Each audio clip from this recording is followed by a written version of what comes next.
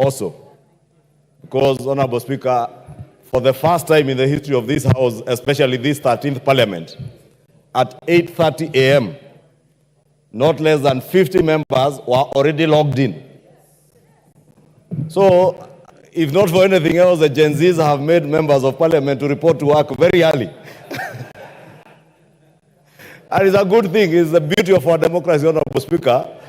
And now that we reported this early, Honorable Speaker, to contribute to the finance bill, I am certain if you look at the numbers, we may not have enough time to finish with the finance bill today and move on to the IEBC amendments from the Senate.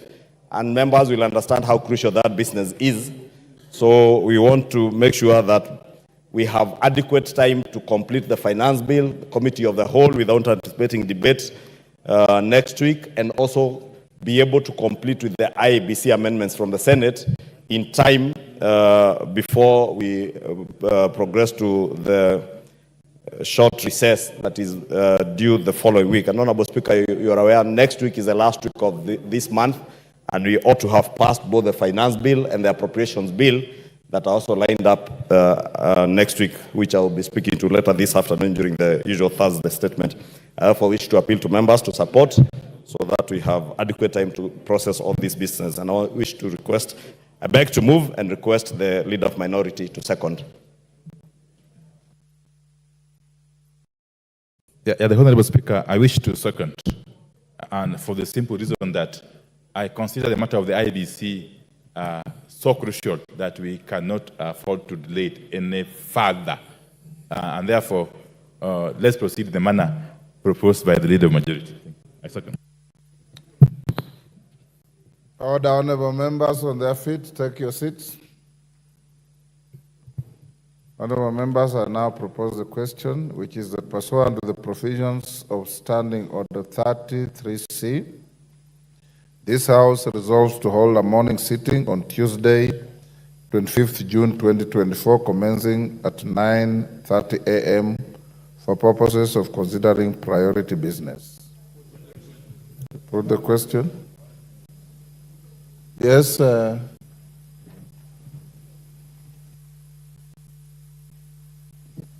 Member for Seme. Yeah, thank you, Mr. Speaker. As I rise to support, there's a related matter that I would like to raise, but basically, again, to seek a clarification from you, Mr. Speaker. You had indicated earlier, and I know that we are likely to go to the Committee of the Whole House on the finance bill. And that's one of the reasons we are really sitting on that day, on Tuesday. But also, you indicated last evening that those who want to make amendments should have their amendments in by 1 p.m. today. Mr. Speaker, the clarification I was seeking, normally we have more time. Why are we limiting today if the Committee of the Whole House is likely to be on Tuesday, as you had indicated? Because one would have thought that even up to tomorrow, midday, would still be adequate. That's the clarification I needed. But otherwise, Mr. Speaker, I support the Tuesday sitting. Before I put the question, Honorable Nyikal, I have made a pronouncement about 4 times on this floor that those who have amendments file them by 1 o'clock today. For the simple reason that 1, the bill has attracted a lot of contentious arguments and proposals. 2, the committee itself in its report has recommended a myriad of amendments to the bill. 3, we want to have sufficient time for amendments that may be identical or overlapping to be harmonized. And we can't do that if we are constrained with time.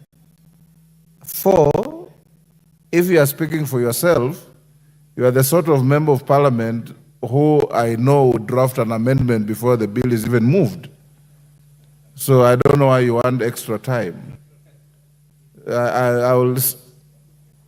My direction that all amendments be filed by 1 o'clock stands.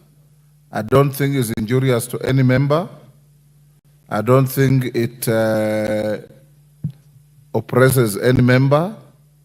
And since the time I started making the pronouncement, no member has raised any reservation, Dr. Nyikal. And I believe your reservation is not only unhelpful, but will just draw us back to management of House business that will not be helpful. Yes, Majority Leader. Thank you, Honorable Speaker. I wanted to add to your 4 points. Yes. 5, since you got up to 4, is that this is a money bill. And being a money bill, in line with Article 114 and on standing orders, all the amendments that members will be proposing must be shared with the National Treasury for concurrence. And therefore, if we allow more time, then there will be no time for the back and forth between the National Assembly and Treasury. Thank you, Honorable Speaker. You should actually appreciate the Speaker, because ordinarily, the office that receives amendments will just tell you it has been closed. At least I've given you sufficient notice on the direction of time. Thank you. Yes, Okello? Let's not eat into debating time. Yes. Give Okello the mic.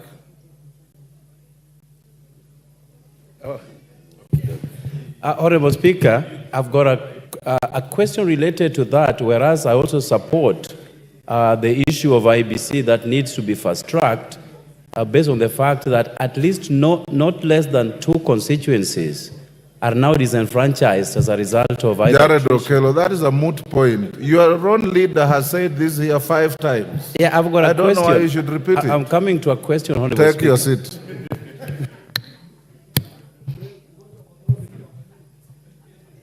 If you want to use up your leader's powers, the Speaker will not assist you on that. Honorable members, I now put the question, which is that pursuant to the provisions of Standing Order 33C, this House resolves to hold a morning sitting on Tuesday, 25th June 2024, commencing at 9:30 a.m. for purposes of considering priority business. As members of that opinion say aye. Will those of the contrary opinion say nay? The ayes have it. Next order.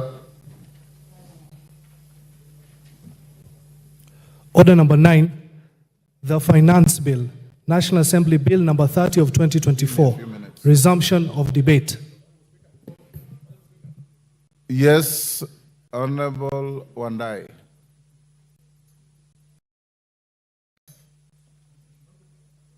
Give him the mic.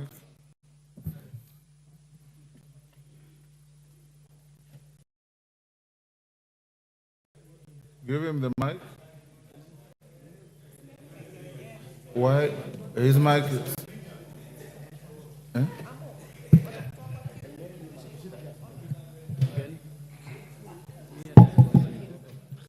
I'm told your mic is malfunctioning. Put where Kainan is.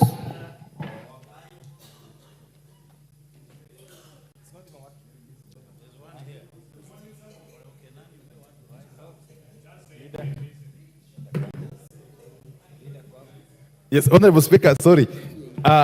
Honorable Speaker, I've got an issue I need to raise now before we can proceed with the debate that was going on yesterday. Honorable Speaker, my attention has been drawn to a letter purportedly emanating from the Cabinet Secretary for National Treasury. I had dated 19th June, that was yesterday, and addressed to the Clerk of the National Assembly. It's also copied to the Right Honorable Speaker. And it's a letter concerning request for the advisory on conclusion of supply and ways and means process by the National Assembly. Honorable Speaker, going through this letter in a nutshell, really, in summary, the National Treasury CS is purporting to direct this House that, and I want just to read some paragraph here, that we further note that following the ongoing debate on the Finance Bill 2024, should the Finance Bill 2024 be approved as proposed by the National Treasury, the National Assembly can proceed with the consideration of the appropriations bill as published. However, if the revenue-raising measures contained in the Finance Bill are not approved by the National Assembly, there will be a likely revenue shortfall of approximately Kenya shillings 200 billion. In order to remain within the provisions of the law, I'm just paraphrasing, we propose the following measures, and so on and so forth. Honorable Speaker, first and foremost, the Cabinet Secretary is treading on very slippery grounds, and indeed dangerous grounds. First, by purporting to direct the House on what it's supposed to do in its legislative role. Two, is also anticipating debate. Because as far as I'm aware, we are still at the stage of debating this bill. It is not up the duty of anybody out there to start anticipating how the bill will go. But more importantly, Honorable Speaker, Article 221 of the Constitution, if you can listen to, if just pay me attention. Article 221 of the Constitution. I think at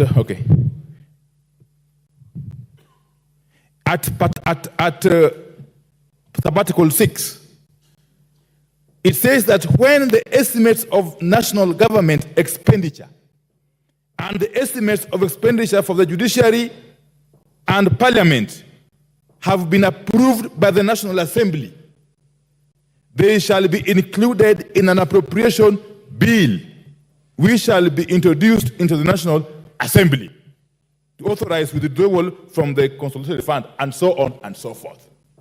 That is the Constitution. But if you go further to the Public Finance Management Act, Section 40, subsection 5, it says, and I want just to read quickly, that any of the recommendations made by the relevant committee of the National Assembly or adopted by the National Assembly on revenue matters shall, among other things, ensure that the total amount of revenue raised is consistent with the approved fiscal framework and the Division of Revenue Act. What am I saying?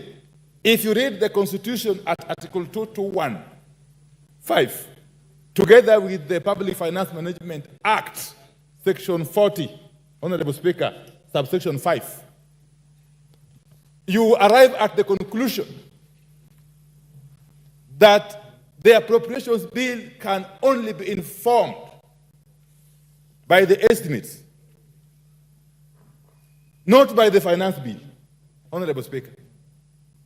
That the appropriations bill can only flow or emanate from the estimates that we have actually approved last week also in this House. So what, therefore, is the CS purporting to say here? He's saying that if we don't approve the finance bill as in the form it originated from, I think, National Treasury, we shall have, therefore, to review or change the appropriations bill to conform with the finance bill as passed. Honorable Speaker, my submission is that it is the bill. First and foremost, we need to know from the chair of the Committee on Finance. Because the work of the Committee on Finance is to look for ways to raise money to finance the budget that has been passed. Are they saying that they were never to look for money to finance the budget that we passed last week? If so, the logical thing, Honorable Speaker, is to do a supplementary budget. That is the only logical thing, not to do what the CS is purporting to direct us to do here. So what I want to ask you, Honorable Speaker, first and foremost, is to call the CS to order. To order from your chair. He cannot be seen to be supervising this House. In other words, actually he's trying to put pressure on this House to act in a particular manner. Yes. The CS of National Treasury, who is not elected by anybody, as far as I'm concerned, is purporting to supervise this House in its legislative role. Something that flies in the face of the Constitution and the relevant law, Honorable Speaker. So I would want at the very least that you direct that this letter be withdrawn by the National Treasury. And secondly, to compel him to commit not to attempt now or in the future to try to dictate to this House in the manner it's supposed to conduct its business. I submit, Honorable Speaker. Majority Leader.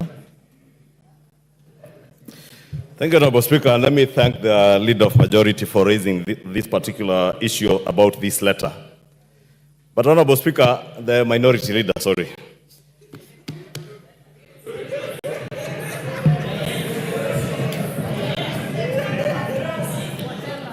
Honorable Speaker, you know, they say any name can raise a baby.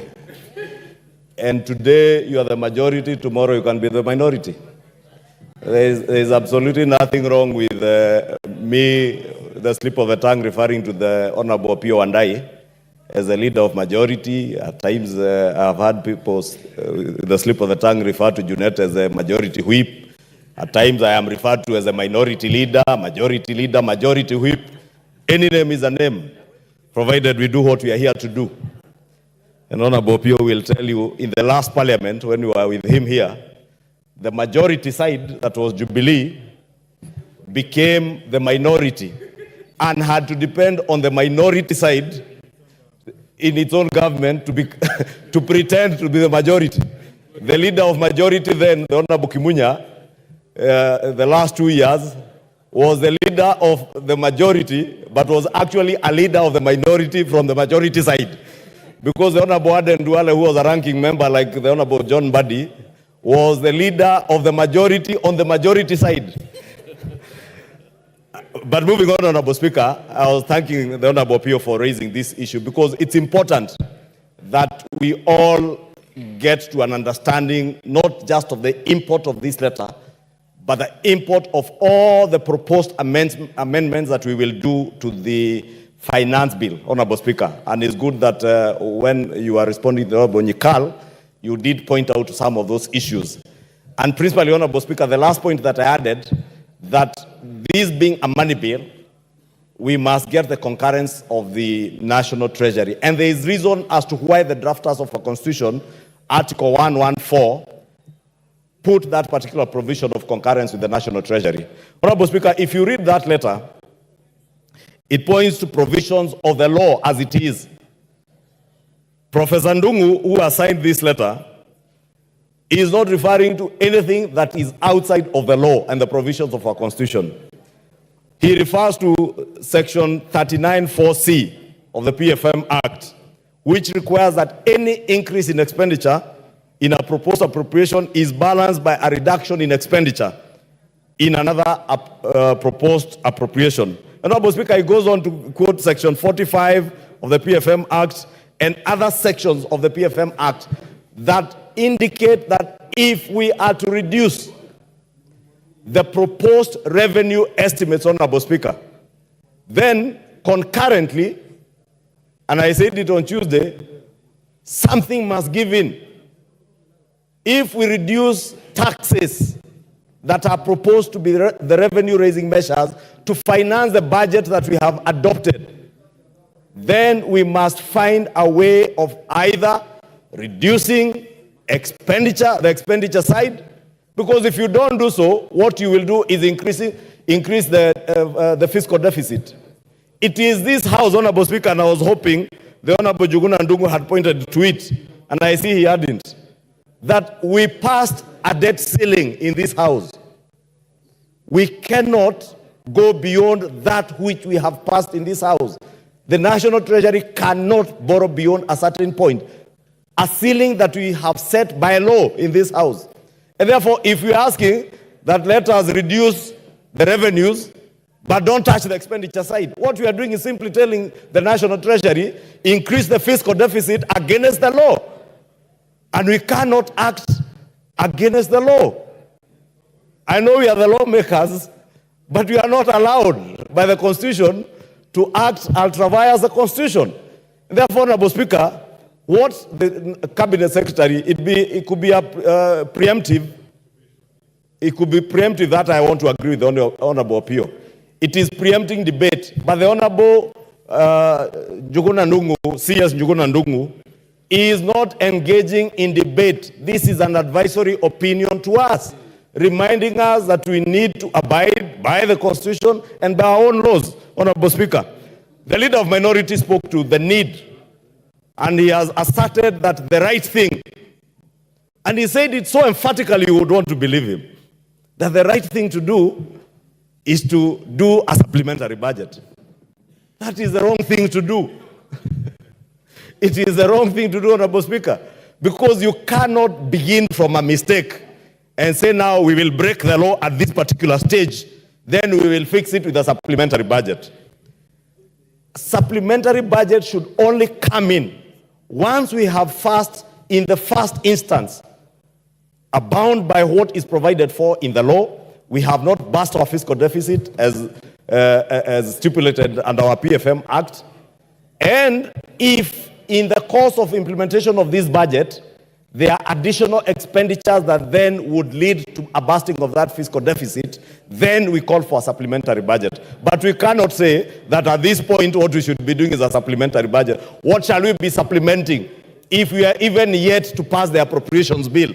We need to pass the appropriations bill and the finance bill so that we complete the budget-making cycle. Once you complete the budget-making cycle, then after that you can do a supplementary budget. But we cannot complete a budget-making cycle against the law. And that is what Honorable Pio and I is telling us that we should do.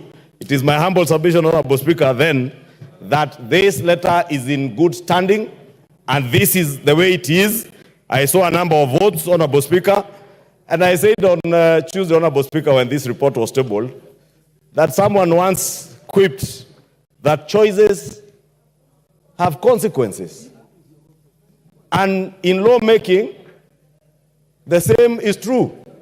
If we choose to cut on our revenue-raising measures, as the Finance Committee has proposed, there will definitely be consequences.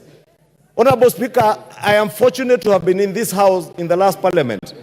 The Honorable Andai, who has raised this issue, and the Honorable Junet were in this House in 2018. In 2018, Honorable Speaker, you remember the contentious Uhuru second term, the second finance bill. It was equally contentious. And you remember the debate that was there then about fuel, from 16%, 8%, from 0% VAT. And when we did the revenue-raising measures bill in the form of a finance bill, consequently, we had to adjust the expenditure side. Therefore, Honorable Speaker, it is not the first time it is happening, and it is not the last time. Therefore, if our JSS teachers, who we appropriated resources to hire, if there isn't adequate resources to hire JSS teachers, then something has to give in. If there is a road in Ugunja constituency that was to be tarmacked, and the resources are not enough, or in Kikuyu constituency for that matter, then we just have to do away with them, Honorable Speaker. Therefore, I just want to ask the Honorable Pio to hold his horses. In actual fact, what we are doing now is anticipating debate, Honorable Speaker.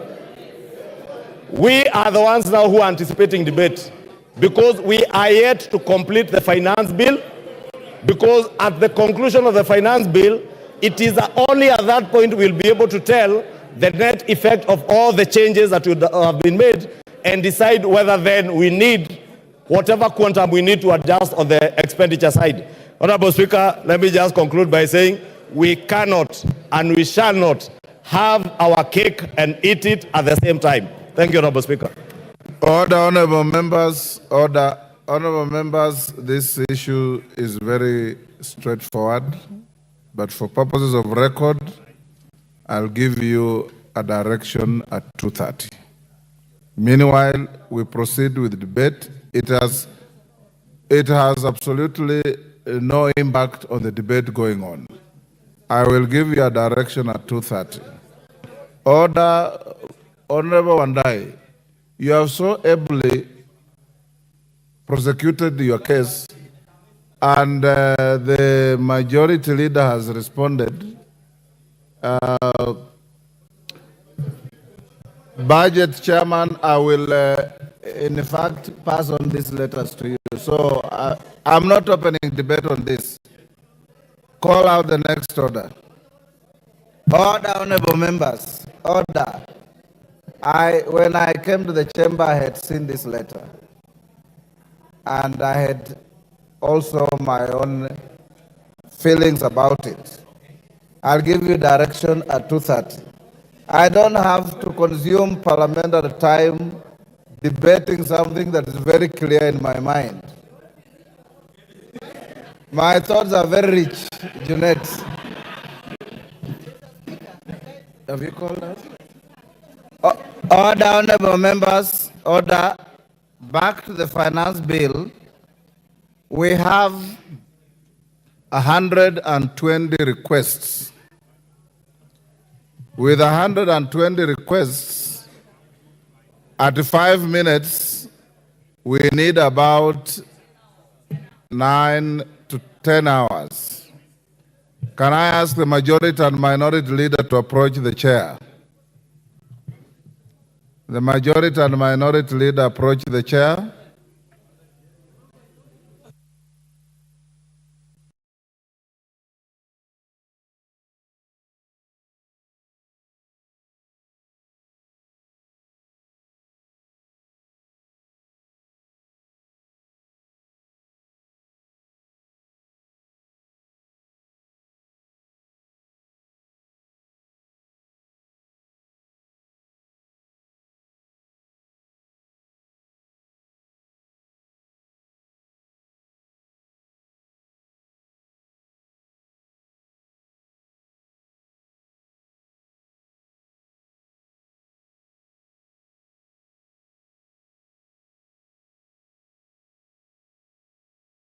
Order, honorable members. Order. Wangela, take your seat.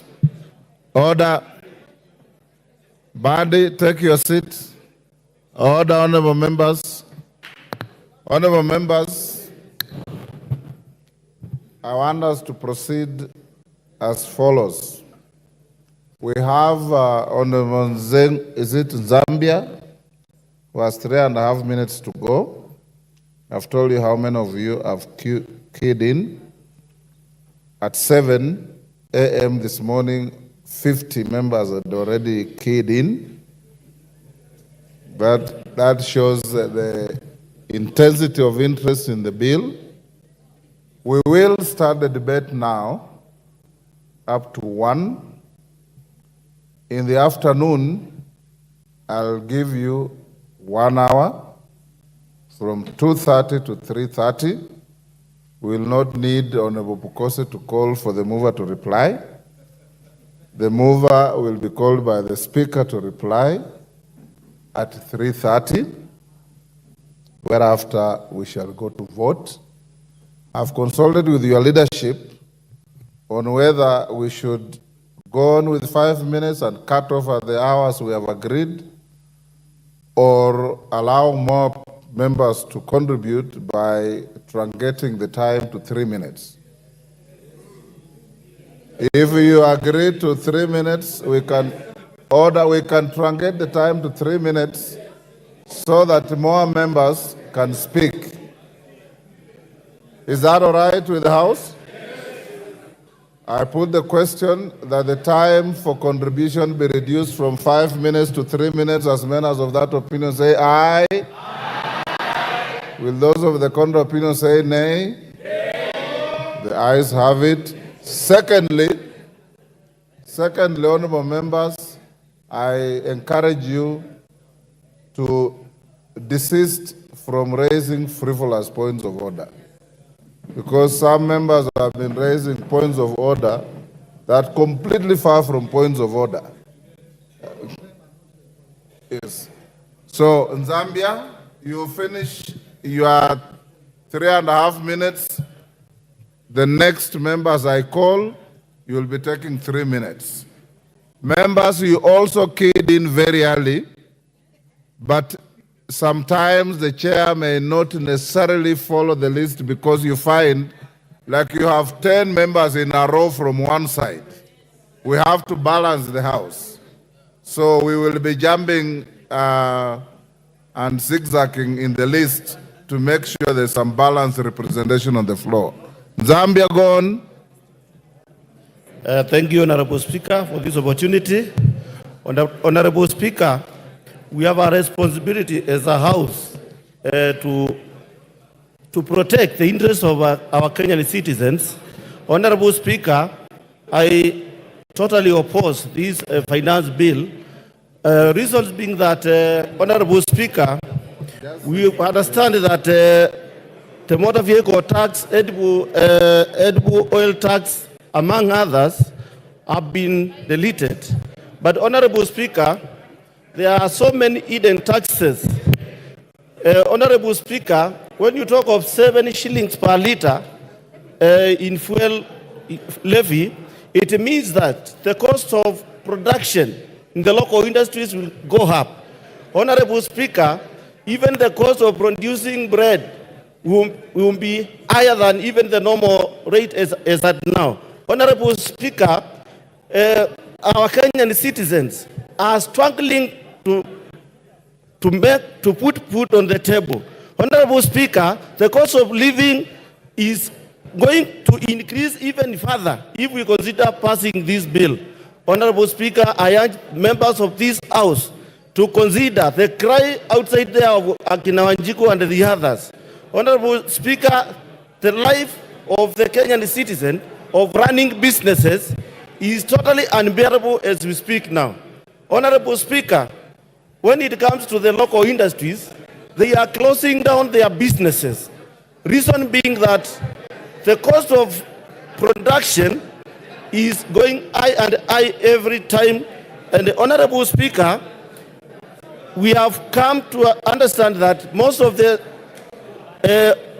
industries are closing down, making it not possible to keep on employing more of the Kenyan citizens.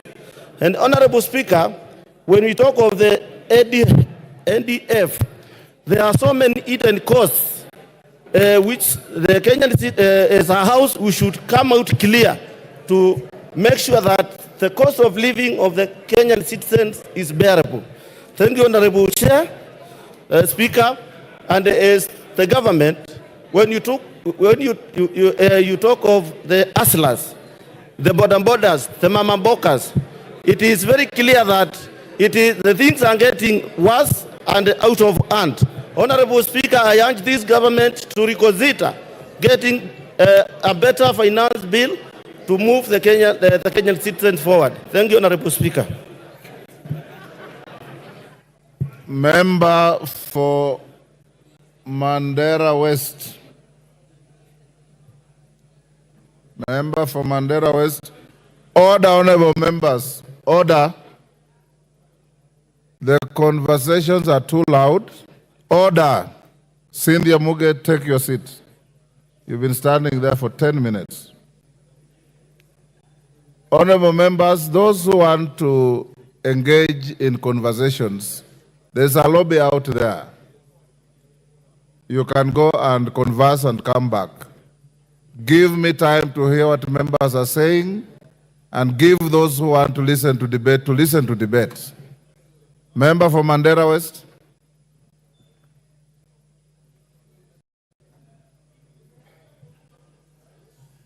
Give him a functioning mic.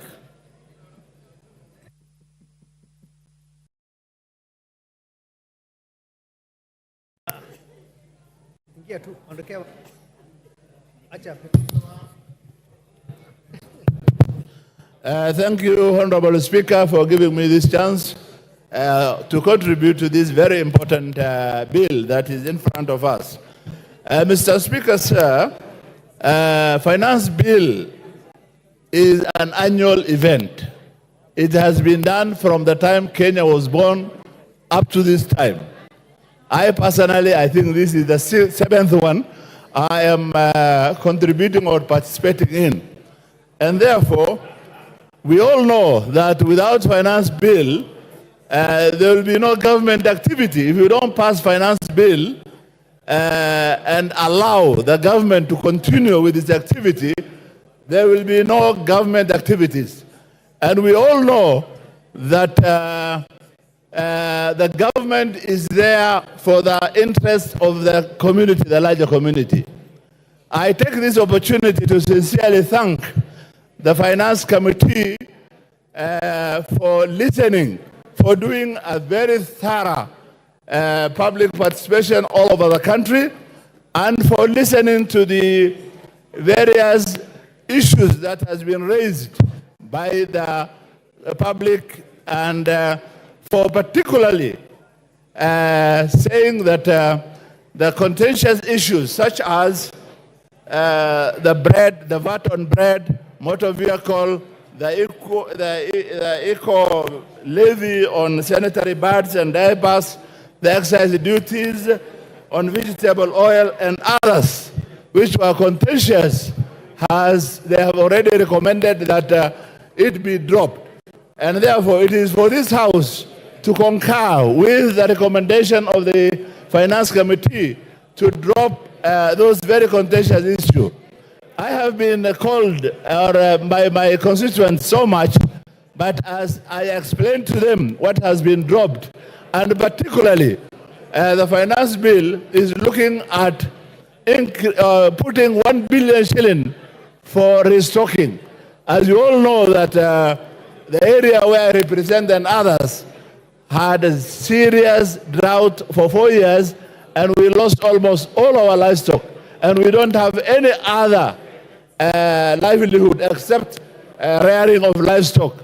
And this finance bill is giving us 1 billion to restock. That is a very big gain, and my constituents have told me that make sure that 1 billion is protected. Honorable Speaker, sir, there are very important gains in this finance bill, particularly. Your time up, Irene Mayaka. You have 3 minutes, so compose your thoughts and compress them quickly. Thank you, Honorable Speaker. Honorable Speaker, I take this opportunity to emphatically reject the finance bill. And Honorable Speaker, one of the things that I just want to say and make very clear is that we should not subject ourselves to the pressures that are being implemented by the IMF on funding conditions that they're giving to this country. Honorable Speaker, I want to thank the Gen Z and the people of Kenya because they exercise their rights under Article 1 and 2 of the Constitution, together with Article 37 of the Constitution. Honorable Speaker, in my quest to reject the finance bill, one of the things that I just want to say very clearly, I keep hearing members telling us that we need to start using locally manufactured sanitary towels, and especially to our male members. I just want to tell you, stop taking Panadols for our headache. Locally manufactured sanitary pads are not of good quality. You cannot expect young girls out there to use pads that will make them have infections and such like things. Honorable Speaker, some of the clauses that I really want us to look into and come and also reject is, for example, clause number 63 that talks about PRA having access to our information.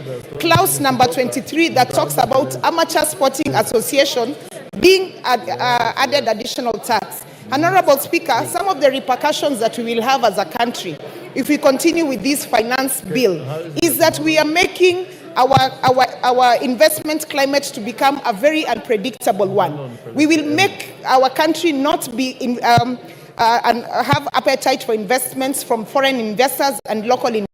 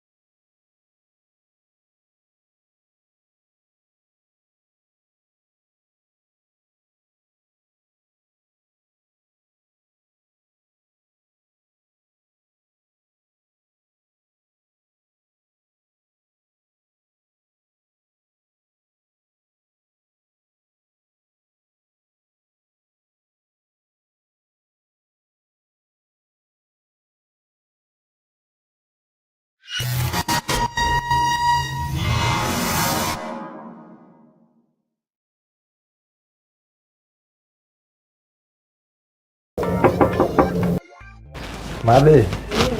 Karibu karibu. Asante. Nimekuletea mgeni leo. Okay. Huyo anaitwa Magi. Alright. Ni rafiki yangu. Okay. Mko karibu sana. Asante sana. Wacha tuelezeka kitu. Asante. Okay. Mike, unaishi na mama yako? Huku ni kwa madhe. Huku unajua? At your age na ile do yote yenye unatengeneza unaishi aje na mama yako bado hadi wa leo? I thought unafaa kuwa umenunua shamba, umejenga kwako, umejipanga, umejidevelop. It's not a big deal. Ushaisikia Mawega Company Limited? Ni wauzaji wa mashamba. Ukiwa na 100,000 Kenyan shillings, uwekelee deposit, utapewa shamba na utakubalishwa kuanza kudevelop pole pole. Wow. Before umalize kulipa balance, unaweza ekelea cash na upewe discount fiti. Walai, discount? Unataka kusema hiyo time yote nimekuwa nikilalisha masikio? Umekuwa ukilalisha bana. Toka kwa mama yako Mike. Tusherere Kasarani, nyumba-inĩ ya Max Plaza, 3rd floor, opposite Kasarani Police Station. Kanohure thimu 0798 555 444. Mawega Company Limited, turning tenants into landlords. Niĩ njĩtagwo Joy wa Macharia kana mũndũrũme kĩea na mĩgũnda yakwa yothe njigithagia na Mawega Company Limited. Njĩtagwo Mama Edu Original, the one and only lioness in the city. Na gũkũ kwa Mawega no kuo ũngĩheo kanya ũrĩhe na mwaka ũmwe ka. Niĩ njĩtagwo Wanja Asali na handũ ha kũnyuaga ngiri ĩyo ũkaria 50 rĩ ũka wĩigithie gũkũ kwa Mawega Company Limited wĩgwatĩre gaburoti. Niĩ njĩtagwo Wanjirũ wa Waya na rĩu ndũgetĩkĩre kũnyitane ũtokĩte gũkũ kwa Mawega Company Limited. Buroti citũ ciĩ Joska Mara Kamuru Kantafu na Komahi Dume Kwene na ndugu yaku na landlord nĩ mbeca. Tusherere Kasarani, nyumba-inĩ ya Max Plaza, Kanohure thimu 0798 555 444. Mawega Company Limited, turning tenants into landlords.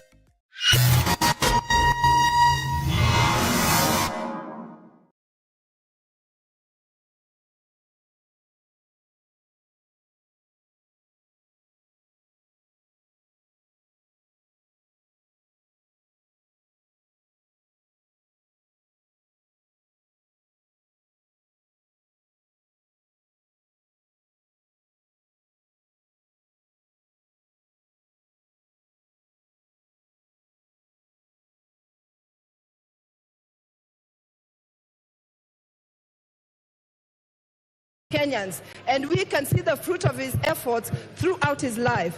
Mr. Speaker, sir, I want to oppose this. The reason why I'm opposing this bill is because this bill has taken the easiest way out to get finances to service the budget. The easiest way out is to tax Kenyans, regardless of how difficult life is for Kenyans. Mr. Speaker, Sabbath was made for man and not man for Sabbath. The finance bill cannot kill Kenyans in the effort of Kenyans being taxed to supply money to service the budget. Mr. Speaker, I expected Treasury and the government to look inward and see exactly what they can do to reduce taxes or to reduce the amount required in the finance bill. Mr. Speaker, application in government. Mr. Speaker, if you look at the office of the Deputy President, you will find that he has functions that are already being done by other departments in government. Mr. Speaker, when you look at the budget, you find that the Deputy President has 450 million to have drug interventions, something that is already being carried out by NACADA. Mr. Speaker, he has another 250 million to give awards and medals to those people who have reformed from being drunkards to being Kenyan citizens. Mr. Speaker, that is a function that can be done. Speaker, if we are talking about raising funds, it doesn't matter how much funds we raise if we cannot be prudent in spending those funds. Mr. Speaker, you cannot tax Kenyans so that you spend a lot of money, almost 1.5 billion, in renovating state lodges and renovating offices of the Deputy President. Kenyans and even tax them on bread, a basic necessity, just so that you can give the Deputy President money to spend in buying cars for his office. Mr. Speaker, for that purpose, I say no on behalf of the Kisumu West constituency. Thank you, Member for Limuru, John Kiragu. John Kiragu, give him the mic. Thank you, Honorable Speaker, for giving me the opportunity. I stand here to support the finance bill. I would like to remind my people of Rimuru who brought me to this house that during the economic forum presentation where we indicated that the people of Rimuru used to be the largest manufacturers of footwear. But over the years, we have lost that position due to the importation of cheap footwear into this country. We did show that we can make safety boots, or not by butter, but by small manufacturers. I stand here to support this bill because this bill is addressing that issue, that those products that come here fully assembled will be taxed in favor of the ones that we are making. Mr. Speaker, I would like the young people to know as we grow our industry, there will be no opportunities for good jobs. And for this finance bill, there is opportunity for us to develop a serious industrial base that can give hope to our young people. As we, Mr. Speaker, we know that institutions like Kenya Railways, which import, they are importing some of these products fully assembled. Mr. Speaker, even government organizations should also make sure that those kind of products, they are also brought in knockout kits and that they are assembled in this country to give our people the skills to assemble. And Mr. Speaker, as I finish, the sugar industry, we know that one of the major challenges that they have had is the one of the maintenance cost. And we cannot rely on importation or spare parts for this crucial industry. To develop local capacity to support our industry. Mr. Speaker, I know that if we take this line seriously of local manufacturing, our country will develop. Thank you. Yes, Mama Zamzam, what's your point of order? Mr. Speaker, I stand on 1, and Honorable Member was speaking about the importation of the tax on importation of goods. And I want to categorically say, Mr. Speaker, yesterday, my fellow MPs heckled me in Parliament, Mr. Speaker. And I was speaking about the importation of the cancer instruments. These cancer instruments, when they are taxed, Mr. Speaker. Order, Honorable Zamzam. Order. Take your seat.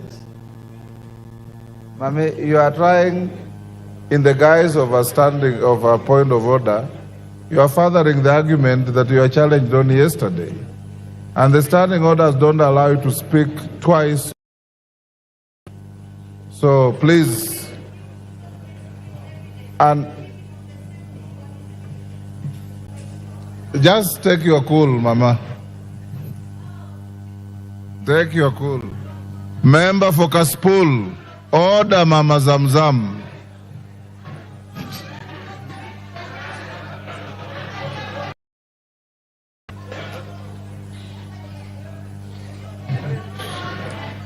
Order, Mama Zamzam.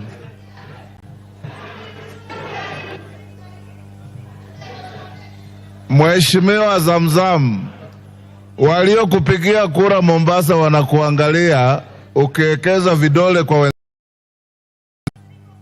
Take your seat. Endelea, mbunge wa Kaspul. I'll come to you. Thank you, Honorable Speaker, for the opportunity to allow the voice of the Kaspul to be heard. After doing comparative,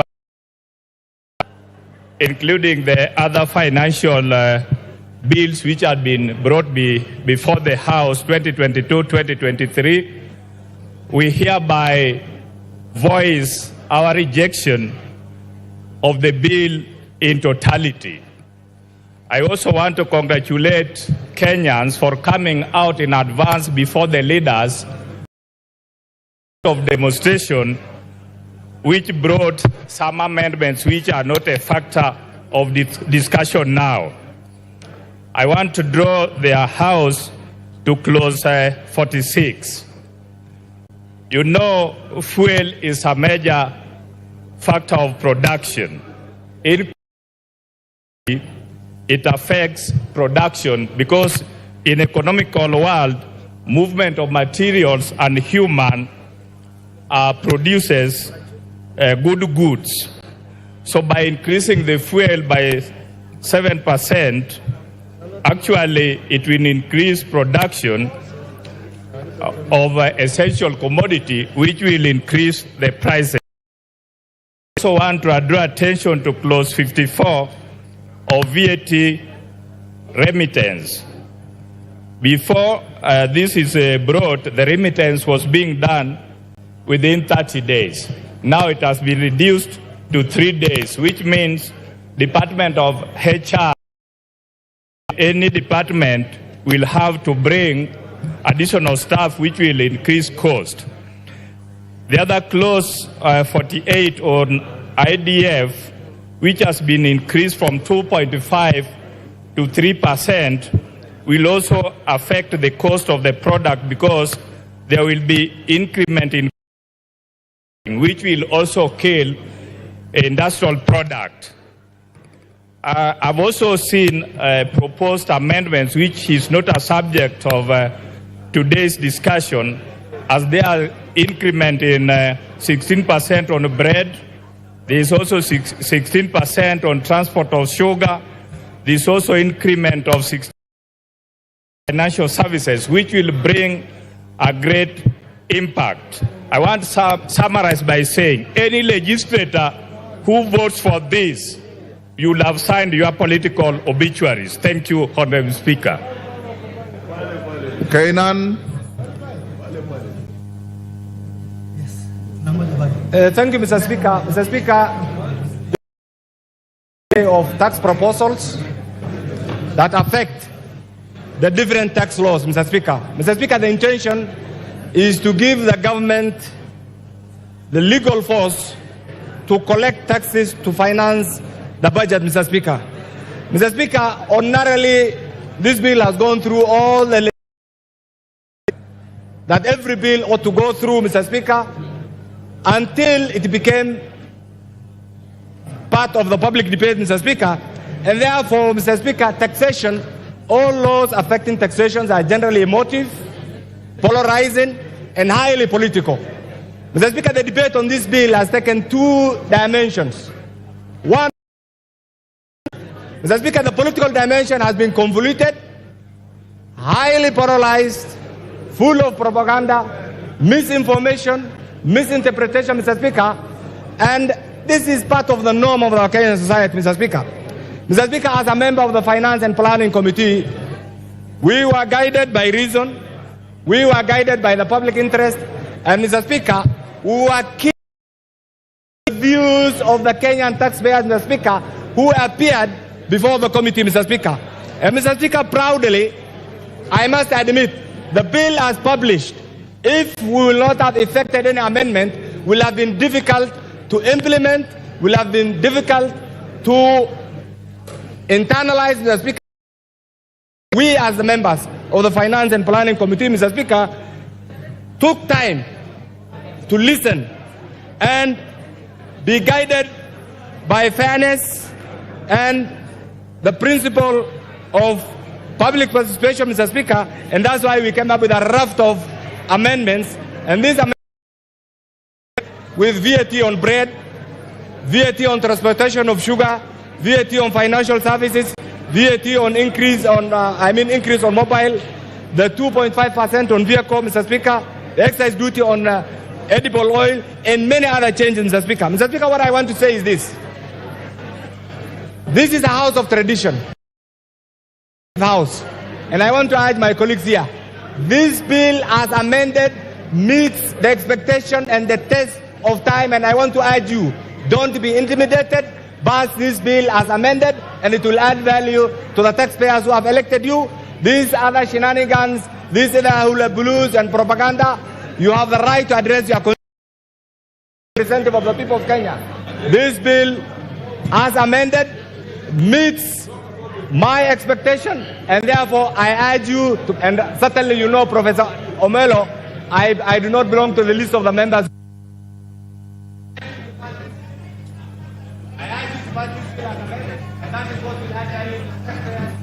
Member for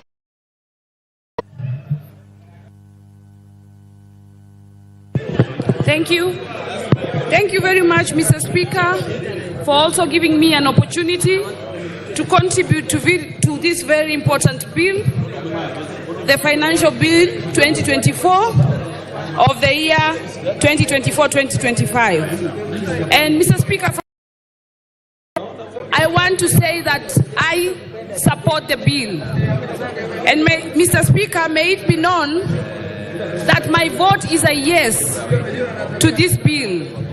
And so that those who are sending me very, very many and fake messages should stop.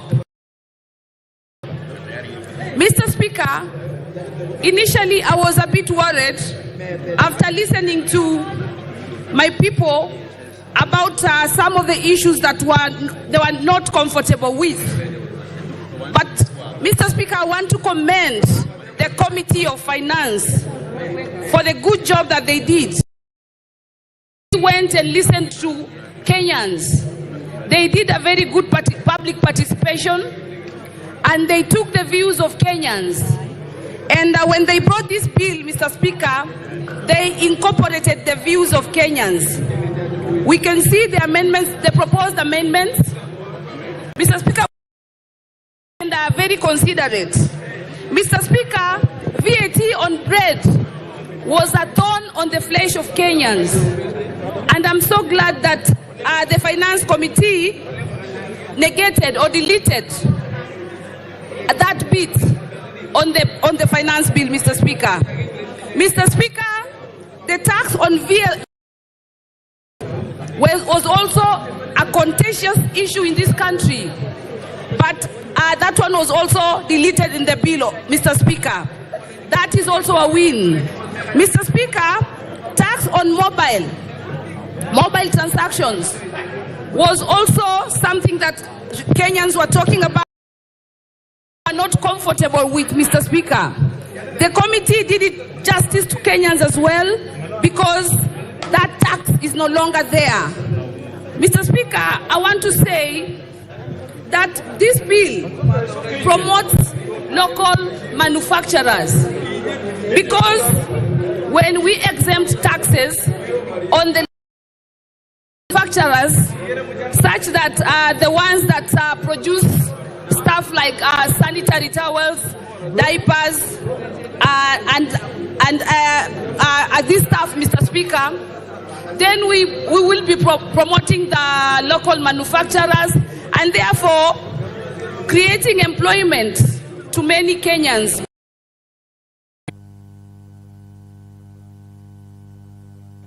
Thank you. You have finished your time. Peter Kaluma. Yes, Lelmengit. What's your point of order? And under what standing order? The standing order. Honorable Mr. Speaker, I have an issue with the internet connection. Pardon? The Wi-Fi. The internet. Mr. Speaker, the Wi-Fi is not functioning. And we need to communicate to the Gen Z out there, Mr. Speaker. We want to know what is happening out there and the reaction of the population. Please, Mr. Speaker, can we ask the clerks, the people responsible for the ICT, so that they can fix this menace? The clerks will take. Let me tell you.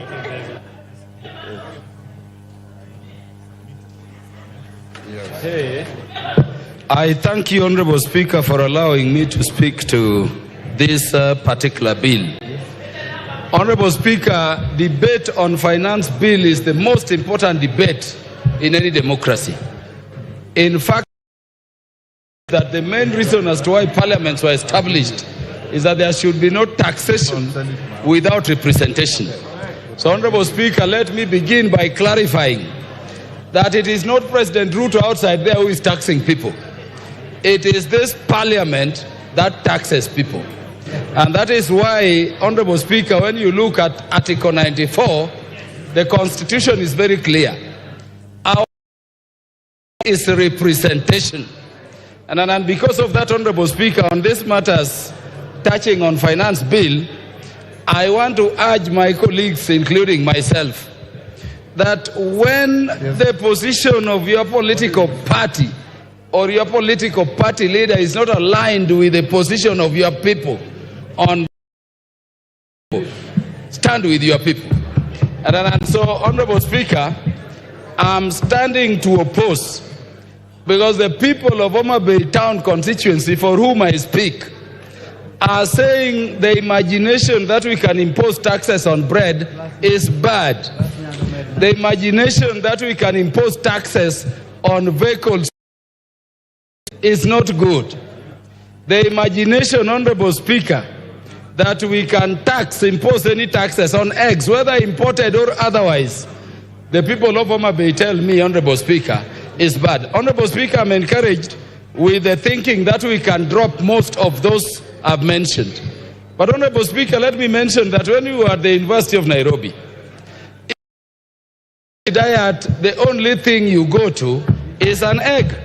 It's an egg. This is the diet balancing, you know, food. Egg with sukuma wiki, you have ugali, you are done. It is for students. That is the case in the villages. Honorable Speaker, you may say we are going to impose taxes only on imported. But how will you distinguish between those eggs you're using to hatch and the eggs to be eaten on the table? Do we have the machinery to confirm it? Honorable Speaker, there is no empirical data. And this is where I think the Finance Committee failed this House. Do we have data in terms of the amount of eggs which are imported that are in our market?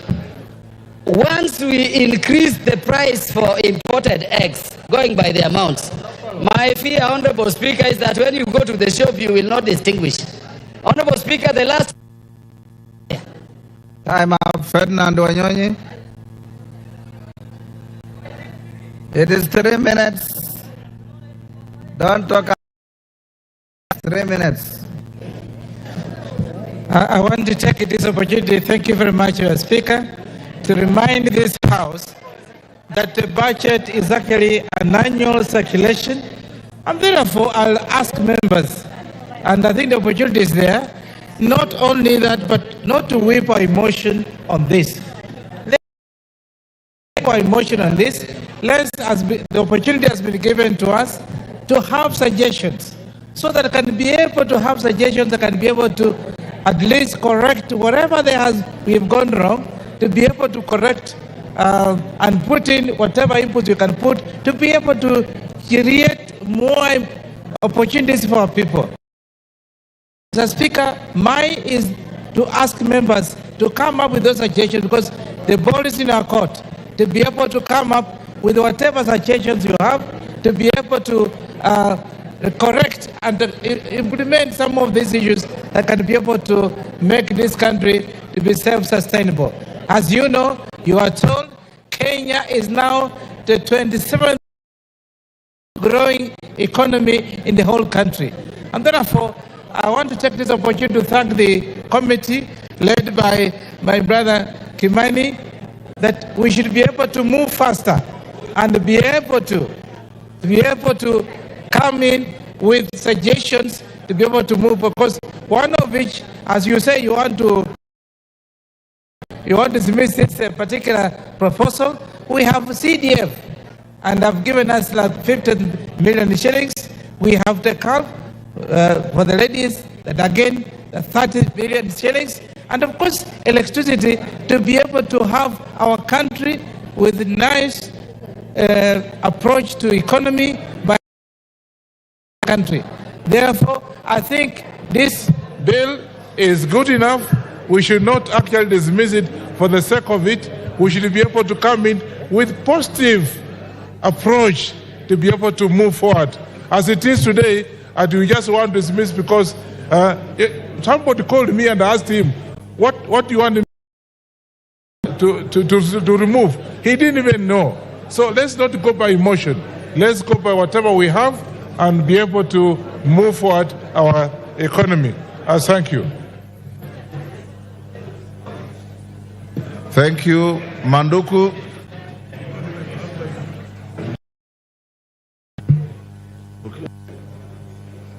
Thank you, Mr. Speaker. For avoidance of doubt, I stand to oppose the Finance Bill 2024 and urge my colleagues to vote no. Mr. Speaker, the bill as presented before the House goes against our own, which we approved in this House. But curiously, Mr. Speaker, in an effort to expand the tax base, there's a provision that has been sneaked in that will compel families to pay capital gains tax on land that they transfer to their children. If you look at the proposal, the Act Cap 480, I find it difficult that if I give my son land or if I ask my family to donate land to my children, I'll be compelled to pay some taxes. Further than that, Mr. Speaker, and having worked at the Port of Mombasa, I can tell you that this country is a net importer. Increasing the IDF fees by 0.5% will have a net effect of having expensive goods manufactured locally. Mr. Speaker, there's a provision also in this bill that seeks to expand or to extend the number of days that the Kenya Revenue Authority can get back to tax decision making from the 60 days to 90 days. I find it curious that we want to give the taxman a lot of time to get back to us on very simple, which would otherwise streamline taxation. Mr. Speaker, my advice is that they should get down to work.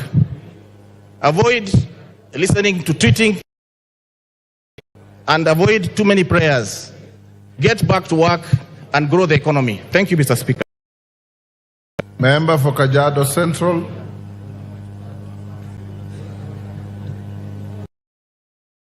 Thank you, Honorable Speaker, for giving me this opportunity. And Honorable Speaker, to support the Finance Bill 2024 for the following. One, the Finance Act 2020 had reduced the import declaration fee from 3.5%.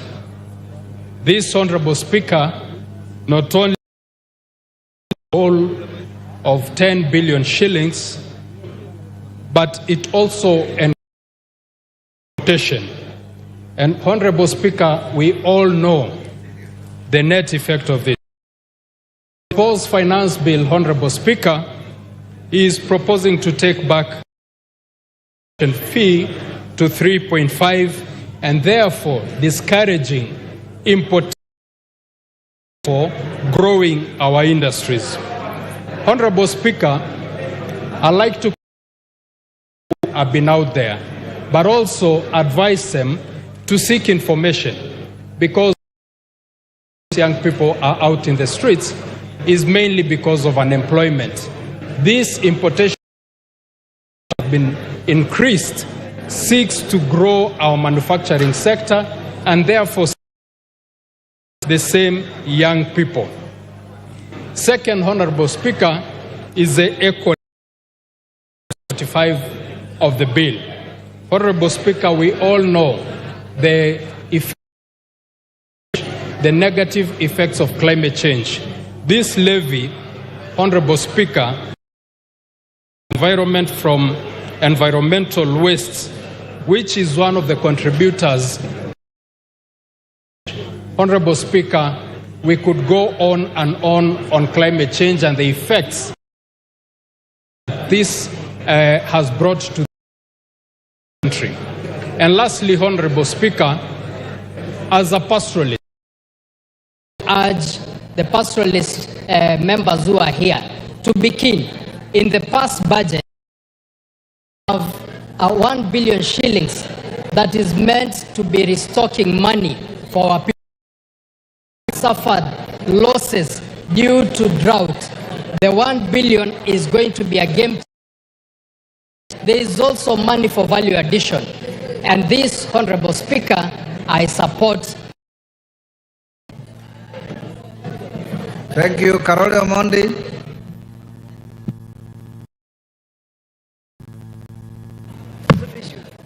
Thank you very much, Honorable Speaker, for giving me the opportunity. Let me begin by acknowledging that the bill is 332 pages and 65 clauses. So to say that you are rejecting it in totality is I think there are good things and bad things about in the bill. Mr. Speaker, only because of the limitation of time. The first one is a clause that is being introduced in this abandonment. I've not had a lot of public discussion on it, but for the first time, to make provision in law for the Commissioner of Tax together with the CA to give tax waivers where, in their view, the tax cannot be collected. I think this activity that requires the input of this House. Tax that is due is already public property, and any activity to waive it or to abandon must have the input of this House. So I will be recommending certain amendments that will come to the floor of the House to recast this particular clause to see that any are subject to approval of this House, as well as the requirements of Article 210 of the Constitution of Kenya. Secondly, there is another provision in this particular about investment allowance for spectrum use. I believe this matter should, because it also has retroactive effects on the tax that will be collected from the telecom companies. Of work as Parliament we need to do on this matter to see that we do not create a loophole of a very large scale. Finally, because of limitation of time, I would also like very many good initiatives in these particular proposals or in these bills, especially those on clinker. An impression was being created that the cost of cement will go up. Actually, of cement by waiving a lot of charges on the clinker, and I think that should go on record. Thank you very much, Honorable amendments. Thank you. Dende Nyoro, Chairman. Thank you very much, Honorable Speaker. And before I proceed, Honorable Speaker, because we are on the other side of expenditure, if possible, you could hand me a few minutes I have for the House. Okay, I'll give you a next minutes. Thank you very much, Honorable Speaker. Honorable Speaker, in the PFM Act, Article 39A, that we have to balance our expenditure. Honorable Speaker, I want to talk as the chairman of budget and an indifferent party, that whatever may happen on the Budget and Appropriations Committee is prepared, Honorable Speaker. But from the onset, we want to laud Kenyans. This country belongs to Kenyans, and when they express themselves, they are what the Constitution provides. I also want to laud all the Kenyan leaders, our side of government and the other side, Honorable Speaker, because we are all geared to the welfare of the Kenyans. Honorable Speaker, I have since, and I want members to, if possible, they can, as we debate. I have since received a letter and communication from the addressed to the clerk of the National Assembly, but I am budget. Honorable Speaker, the Treasury is looking in all scenarios. Scenario number 1 passes only with the amendments from the Finance Committee. Scenario number 2, the bill, the MPs in their wisdom decide that we shelve it. Honorable Speaker, the status quo remains that we pass the bill as proposed by the Honorable Kimani Kuria and the committee. It passes as it is, Honorable Speaker, as we did last week. However, for members to note that in case there is a downfall in terms of the revenues, 100 billion that was to be raised in the finance bill, Honorable Speaker, then especially and the budget committee is also prepared for that scenario. Speaker for the National Treasury from the proposals, and I wish that I read some of them. The bill does not pass, Honorable Speaker, will be reducing the budget for the State House for 51 million, State Office of the President for 51 million, Security, for example, will be losing 7.75 billion. Ongoing pivots in our constituencies will happen by reducing by 800 million, Honorable Speaker. Higher Education Loans Board will be losing. Honorable Speaker, the JSS teachers, 46,000 of them, Honorable Speaker, this bill pass will actually be giving jobs at the permanent and pensionable. Honorable Speaker, is to shelve that decision, then it means the JSS teachers, whom Honorable this house that we confirm, there will be no funding. NGCDF will be reducing by 50, which is 50 million per constituency, Honorable Speaker. The monies we appropriated for electricity, constituency, Honorable Speaker, by again not giving the National Treasury more revenue raising measures, the 50 million per constituency will be disappearing today, Honorable Speaker. Will be cut 1 billion, Honorable Speaker, if there is no funding, Honorable Speaker, through the free is this. This letter is public information. It can be shared to the members of parliament. This, as the chairman of budget, that if it's possible, the House Business Committee can bill this afternoon, that the decision that we take in the finance bill, we can also cascade the creating the proposed cuts in the appropriation bill so that we can finish the Honorable Speaker.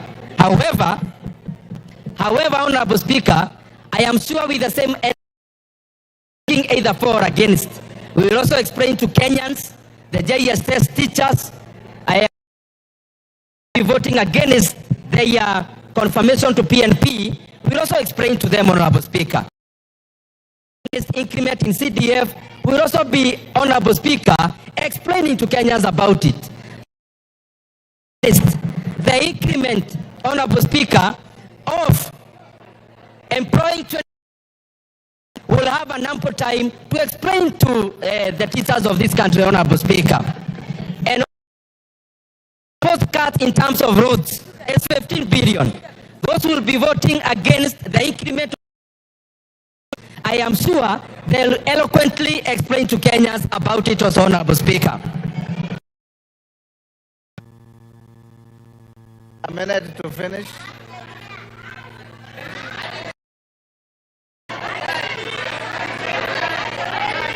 Order.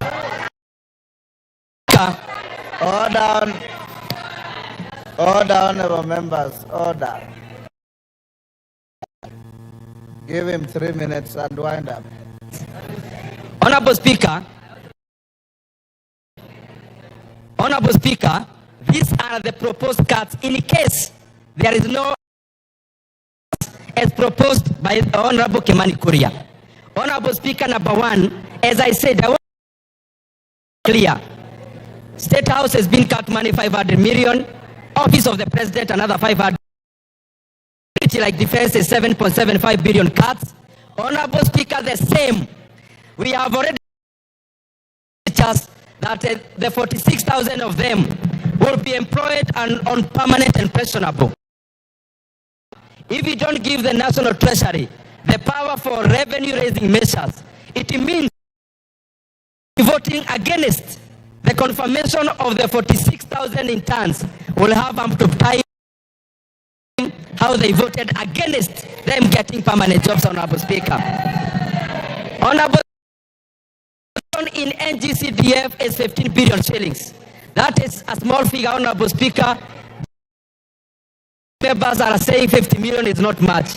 In Keharo, it's a lot of money, Honorable Speaker, that he cut 50 million shillings starting July. GAF, we just added them $500 million. Honorable Speaker, the proposal is to reverse billion and also to reduce further by an extra 1 billion, Honorable Speaker. The mandates we appropriate 50 million per constituency, Honorable Speaker. I hope those who will be voting against this will have time to explain to Kenyans why they are voting against electricity. Honorable Speaker, there is a proposed reduction. Order. I know you differently. Order. Order, honorable members on both sides. Order, honorable members on both sides of the House. In the tradition of Parliament, if you approve of something, you thumb your feet. Don't wail and shout as if you are in a rally. This is not a rally. This is Parliament. Dindi, can you wind up? Honorable Speaker, the other bill reduction of 1 billion shillings in livestock restocking. From our side, we believe those deserve to be compensated. Those who will vote against 1 billion that is going to livestock restocking pastoralist, Honorable Speaker. Honorable Speaker, also, the monies proposed for reduction for 1.8 billion. On our side, we believe the 1.8 billion is needed to feed the children they go to our schools, Honorable Speaker. Honorable Speaker, the political parties, we can all agree proposing a cut of 900 million. I know that is not contentious. We can agree to cut it because we are also prepared for it. Honorable Speaker, there is a proposal billion shillings for cash transfer. Our parents who registered last year deserve to get their cash. Order, time up. Betsimba. Order. Asante sana Mheshimiwa. You have already spoken on this bill. You have no business. Asante sana Mheshimiwa Spika kunipa fursa na mimi niweze kuzungumzia. Mimi nimesimama kuupinga mswada huu.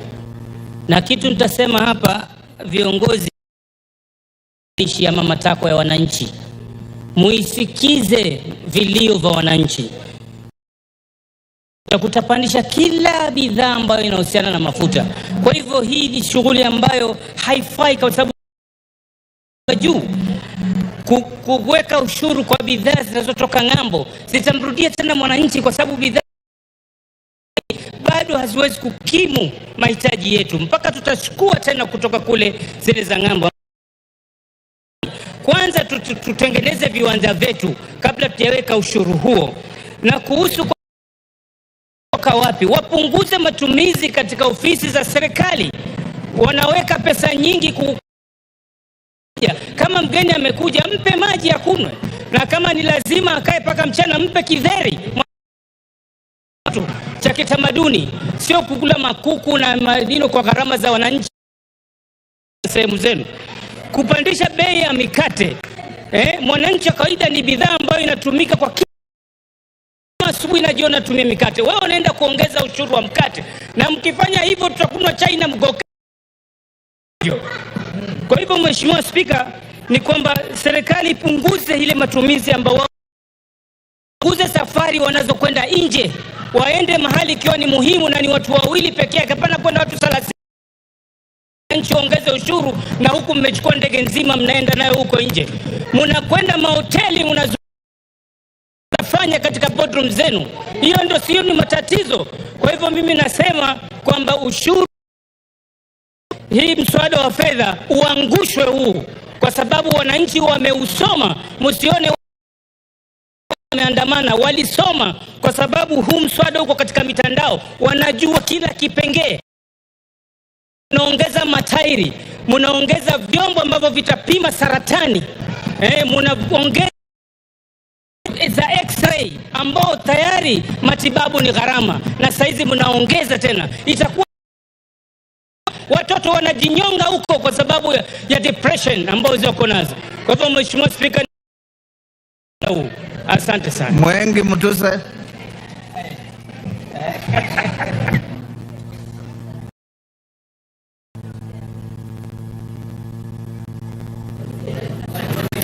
Thank you, Mr. Speaker. No, my friends. Thank you, Mr. Speaker. I wish to very brief contribution. And my contribution, first of all, is to debunk some erroneous that have been perpetuated in this debate. Mr. Speaker, during this debate, a perception has been contestations around the finance bill have only happened after President William Ruto became president. From the truth. Mr. Speaker, those of us who are students of history know that 3,000 years before Christ, actually in the ancient kingdom of Egypt, taxation was contentious. It has also been said before this house during the government of President Moi, during the government of President Kibaki, during the government of Kenyatta too. The finance bill has been an annual event, and it has never been a smooth sail. Has happened this year, Mr. Speaker. During the many times that the finance bill has been, a lot of the times the voices of the people have never been factored by either the parliament or by the executive. In history, the voices of the people have been heard and have been factored for this house by the finance committee. One of the principles of good governance is responsiveness to the wishes of the people. And I want to laud the Finance Committee for being responsive to the people of Kenya. Mr. Speaker, politics is a very interesting game. May be heard in silence, Mr. Speaker. On Tuesday, after we finished our parliamentary group, I had jovial discussion with some of my friends who are on the other side. I had very jovial discussions with some, and they were saying, why have you removed everything that we wanted to rely on in the finance? And I asked them, but you complained about these things, and you have been heard and they have been removed. You know, the work of opposition is to oppose. And now that you have pulled the carpet under our feet, we must on. I am saying this so that Kenyans know that the opposition to the finance bill is major. It may not be inspired by the content. Lastly, Mr. Speaker, as a lawyer, I want to would have been ably articulated, if I may get 1 minute, that the issues that have been complained of have already been overtaken, actually otious. Finally, what is the effect of rejecting the finance bill? The effect is to resort back to the finance bill of Oyula.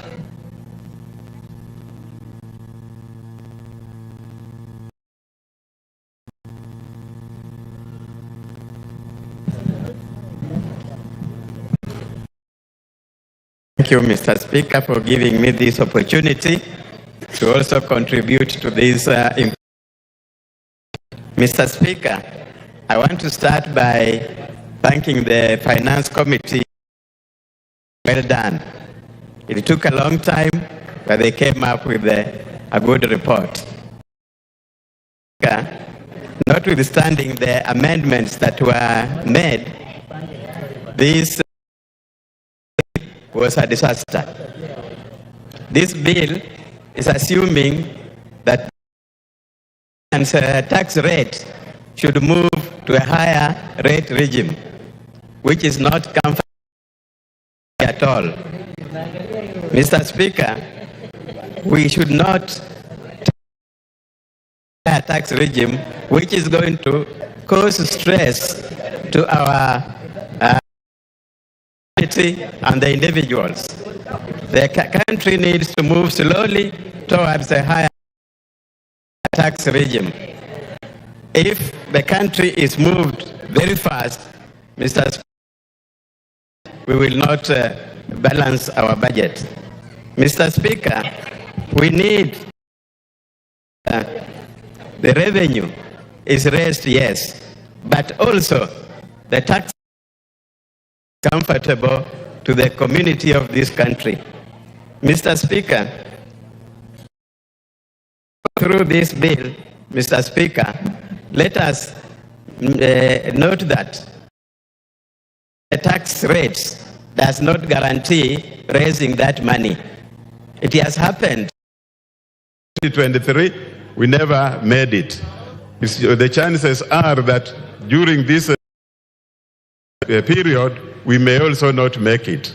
So the Treasury should not as proposal in the tax rate. It is for this reason, Mr. Speaker, we are rejecting this bill, and I would want the Treasury to take it back that is balanced, a bill that will ensure the country is raising revenue, ensure the people of Kenya are not stressed. This is very important.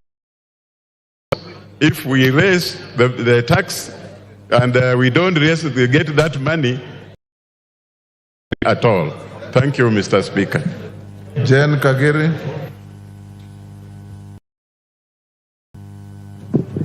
Thank you, Honorable Speaker, for giving me an opportunity to contribute to this very important. Allow me to start by congratulating the Finance Committee for listening to Kenyans and honoring their request of the taxes that they felt that were punitive on them. Honorable Speaker, I would want to contribute on the introduction of eco levy on sanitary towels and diapers. Honorable Speaker, of the 47 women representatives. And recently, Honorable Speaker, we had the opportunity Act of 2016, where we ensured that every student from class 5 to class 8 sanitary towels. Honorable Speaker, out of the 47 counties, only 4 local manufacturers were given these sanitary towels. Honorable Speaker, this prominent house has been treated to a lot of drama, food stories of the situation we find ourselves with sanitary towels. Allow me, Honorable Speaker, to state so that we encourage our local production and our local manufacturers. Honorable Speaker, I hear some members low supply because we don't have enough manufacturers. Honorable Speaker, I have had conversations with our manufacturers to produce enough sanitary towels for us. Honorable Speaker, a visit to the supermarkets made that are locally manufactured are cheaper than those that are imported. Honorable Speaker, we cannot continue making unscrupulous profits on Kenyans here, yet they pay no excise on their products, to pay VAT on their raw materials. Honorable Speaker, I stand to support this bill, and I stand to be charged on sanitary towels and diapers to ensure that we grow our local manufacturers. He told me he used to have 600 employees. He has reduced them to 100 because of.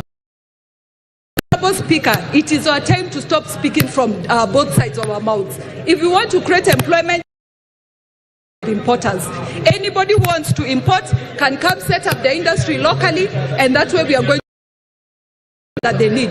And if they lack a place to go and establish their industries, I'm gladly welcoming them to come and set up a manufacturing industry, and we will not charge them any duty as long as they are producing diapers returns locally within our country. Honorable Speaker, allow me to conclude by saying, I'm speaking as a user of sanitary towels as well as a mother to a toddler. Honorable Speaker, anybody telling us about imported sanitary towels, they range from the price of 175 shillings. Locally produced sanitary towels are ranging between 55 shillings. Andon Oluoch.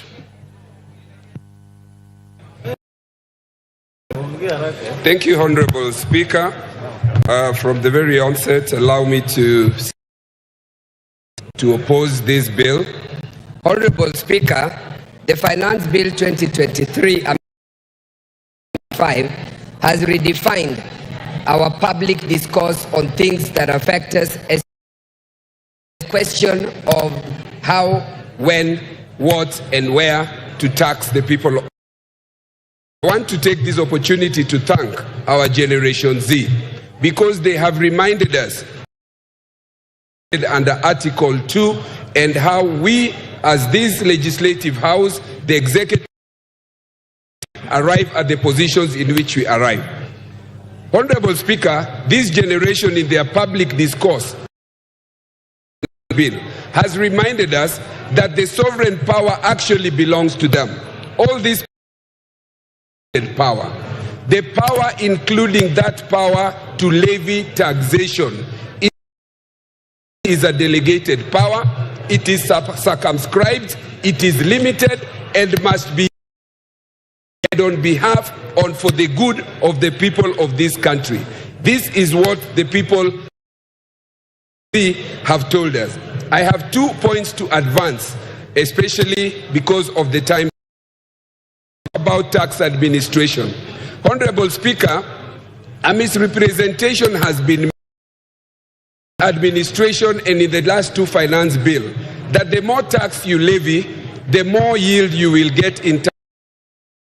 Nothing can be further from the truth. There is a big revenue shortfall from the 2023-2024 of tax revenue. Honorable Speaker, the policy underpinning collection in this country and especially this administration is wanting. There is very little in terms of what measures that have been put in place to seal the loopholes on corruption, which as opposed to imposing more taxes and taxes on every issue. I also want to speak on the policy disconnect of the better I sit in the trade committee, and on the 2 places where you can get the youth in this country, in ICT, digital economy, they have levied taxes. They have the position that we have listened to you Kenyans. We have listened, we have reduced bread, we have reduced this and we have reduced this tax. The fact of the matter is that this was a long con. Is in the report. Member for Manyata.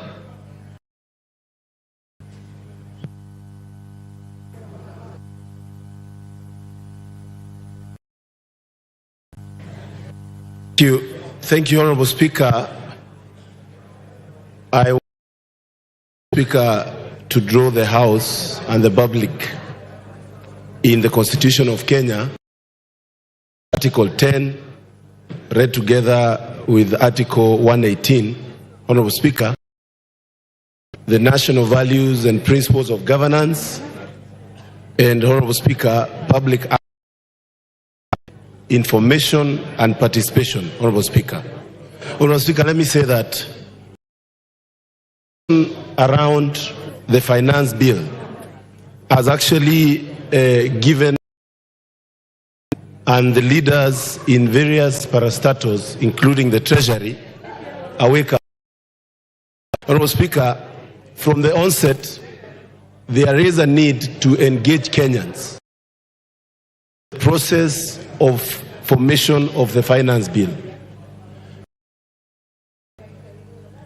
The good ideas and the bad ideas in this, Speaker, shouldn't have gotten to this House without engagement by the public, Honorable Speaker, from the onset and from the formation of this bill.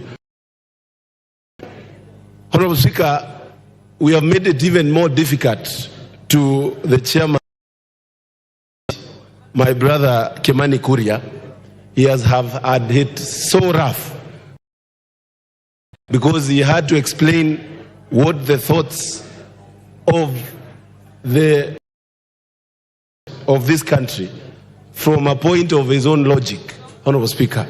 And I want to call up to change tactic. And also, maybe, Honorable Speaker, it is the right time to we can empower and entrench permanently issues to do with public participation, engagement, Honorable Speaker, in our laws. Because, Honorable Speaker, we need laws so that the public can be with us from the onset of formation of forward, so that we don't have good ideas that are going to have a backlash of lack of participation, Honorable Speaker. The putative clauses that this bill, Honorable Speaker, the issues of motor vehicle tax, the cooking oil, should not have gotten to this bill, Honorable Speaker, where we are today. It is important we learn from this. Honorable Speaker, where we are as a country, we need to know and show Kenyans that we are cutting costs.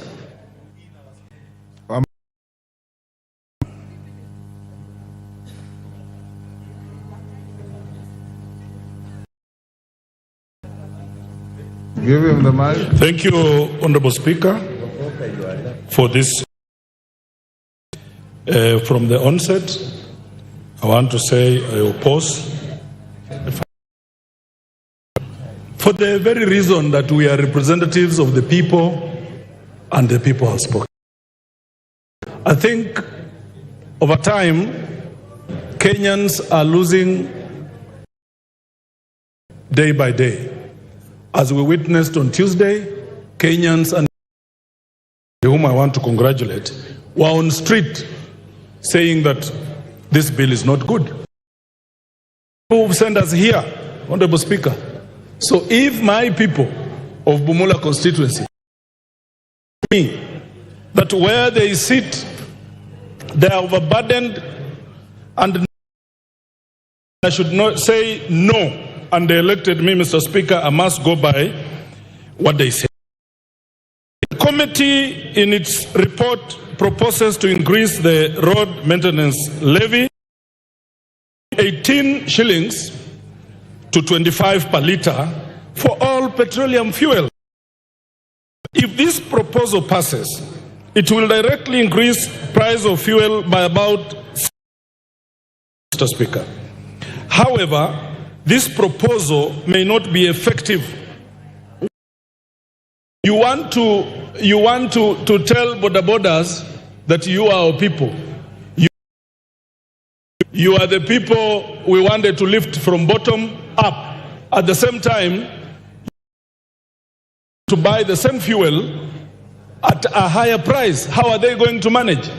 And I want to committee that when people are overburdened, they cannot afford this tax. Must review the 2023-24 finance bill, and you realize that you wanted, because it's too expensive for ordinary Kenyans. So you will still not hit your target. You are overburdening these people. Mr. Speaker, our constitution, the chairman introduced this as an afterthought, meaning he is to public participation. On behalf of Mama Mboga, on behalf of people who cannot afford their living, Mr. Speaker, we say no. Thank you, Honorable Speaker. I oppose. Member for Molo. Sorry.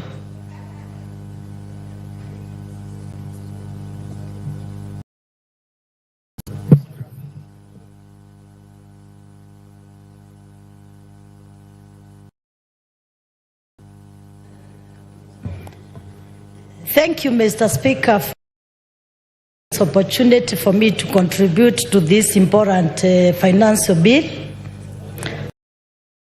Let me start first by appreciating what the chairman, finance and budget.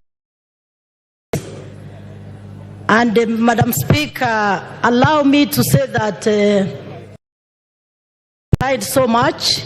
Even in my constituency, I had gotten a lot of people making amendment in relation with the issues of the motorbikes, pants,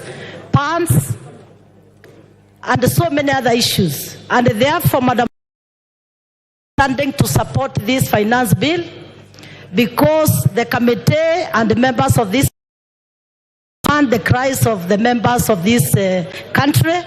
Therefore, Madam Speaker, still on that, not sit here in this parliament and forget that we are the representatives of the people and our support in different sectors. Madam Speaker, in this finance bill, we are constituency in this country, 50 million Kenya shillings in relation with electricity matter. Finance bill, Madam Speaker, that we are also adding 401 billion for development. Madam Speaker, in the same finance bill, we are that we have gotten addition in the CDF. Also, the GAF team has gotten Speaker. It is on this finance bill, which is also we are gaining a lot, that even our 46,000 teachers, they will be confirmed. And then, Madam Speaker, in relation also with this, it's good also to appreciate that in this country we have a lot of roads which are destroyed in the office of the CS Murkomen, and therefore when we are getting funding through for our roads, point, some of us we have projects which are stored in our respective constituencies. They are supporting this bill, which also caters for our elderly, which also caters for matter very many things in this country. Therefore, Madam Speaker, we stand here as members of Parliament that it is good to be honest as members, and it is good also to guide our people, and we meant to give the good direction to our people. Therefore, Madam Speaker, whoever is rejecting bill is against the will of Kenyans. Kenyans want development. We have heard the cries of Kenya. We have done the right amendment. And your time is up. Honorable Muliungi, Mwingi Central.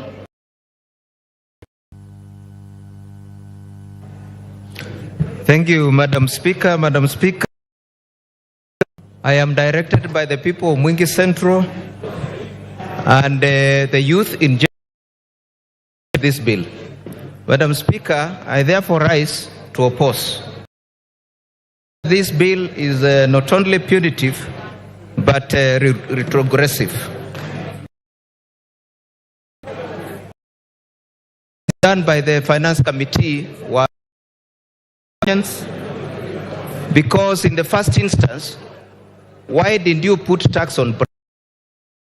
Why did you put tax on diapers? Why did you put tax on cooking oil? Essentials. Why did you put tax on M-Pesa? Why did you put tax on border? I'm very disturbed by this finance bill, especially because this government is insensitive even to the sick. There is a tax on cancer, which will eventually increase the cost of treatment of cancer. Madam Speaker, in general, it tends to increase taxation, which eventually the cost of living, and it will make life harder and make Kenya. Madam Speaker, we recall that the Kenya Kwanza government promised about taking money to the hustlers, to the villages, to the poor, taking money from the poor and bringing it back to Nairobi. I care for the people of Mwingi. I care for the jobless. I care for the hustlers. I therefore reject the bill.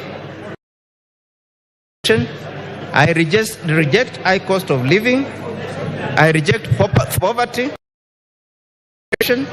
I condemn Treasury for bringing this shoddy bill to Parliament.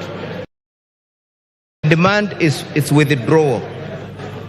Madam Speaker, I oppose archaic, punitive measures and careless finance bills in the future. I say no to this finance bill. I say no to oppression. I say no to unfair taxation, poverty. I reject the finance bill. I reject. Thank you, Madam Speaker. Member for Butere, Honorable Tindi. Asante sana Bi Speaker kwa kunipea nafasi. Nataka niseme nimesimama kwa kupinga mswada huu wa fedha mwaka wa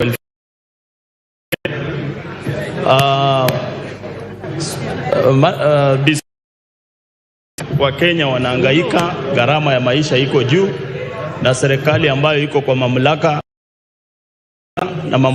ikiambia Wakenya ya kwamba watashukisha ushuru, wakasema ya kwamba watatengeneza kazi na watafanya maisha ikuwe mema kwa ule Mkenya wa kawaida. Hii mswada wa fedha unaongeza ushuru ambayo ni kinyume na Kenya. Hii mswada unaongeza gharama ubebaji wa miwa kutoka kwa shamba ikienda katika kiwanda, na hiyo ya mkulima kupata ile faida kutoka kwa miwa. Kipengele ambacho kinaongea kuhusu maneno ya kuongeza bei vya kufanya utafiti katika ugonjwa wa saratani. Kwa hivyo mimi, Bi Speaker, mimi napinga mswada huu wa fedha 2024 ambao kwa serikali watimize ile ahadi ambayo waliambia Wakenya. Tunataka serikali, tunataka kuona bodaboda akifaidika, tunataka kuona mtu wa chini ambaye ni faidika, tunataka tuone viwanda zikiwanawiri, sio kuweka ushuru mingi katika viwanda. Kwa hivyo kama mjumbe wa Butere, nataka niende katika rekodi ya kwamba nimepinga mswada huu, na najua Wakenya wengi na sisi tutapiga kupinga mswada wa 2024. Asanteni sana. Member for Sigor, Lochakapong. Yeah, thank you, Honorable Speaker. To support this Finance Bill 2024, and Honorable Speaker,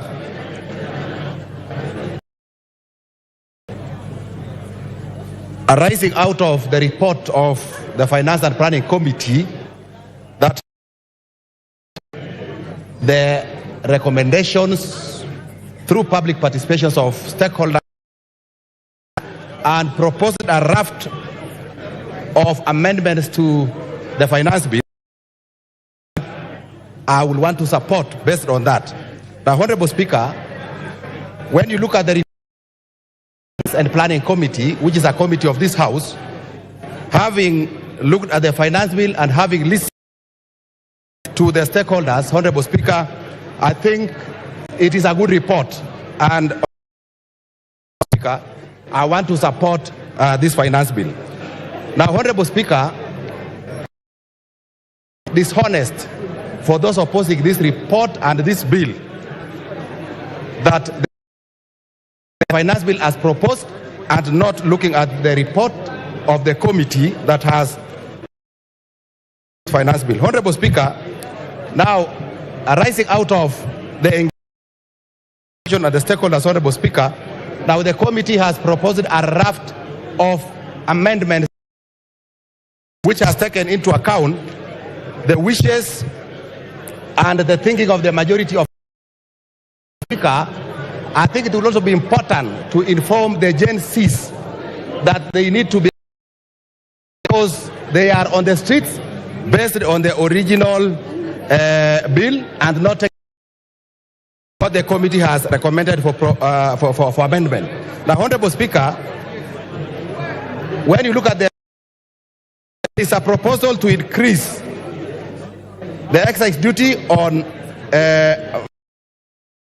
which has since been dropped by the committee. Now, motor vehicle tax of 2.5%, Honorable Speaker, 16% VAT on financial services has also the committee in their recommendation, and I think, Honorable Speaker, this is a good thing. Now, Honorable Speaker, from now, KRA, they have dropped the KRA to access personal data. That has been dropped. 16% VAT on solar has also been dropped. Now 16% has also been dropped. So I think it is good to tell the country that that is what has happened. Now, there is a proposal in the budget of 1 billion shillings for livestock. Member for Migori, Honorable Fatuma.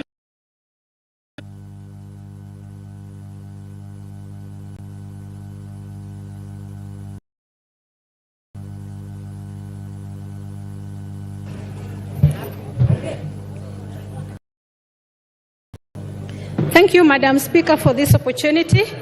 I stand here to confirm and I oppose this bill with the strongest words possible. Madam, I'd like those speaking in this House to go into their phones and see what's happening on the streets. Participation that needs to be done, it is now. Go out and see what's happening on the streets. All are out to tackle it out with the youths. The youths who are not from Kibera, the youths who are not from Majan, they are from Kayole, they are from Lavington, they are Christians, they are Muslims, they are all mixed race. This bill. But because they voted for me, today I will vote for them, saying it is.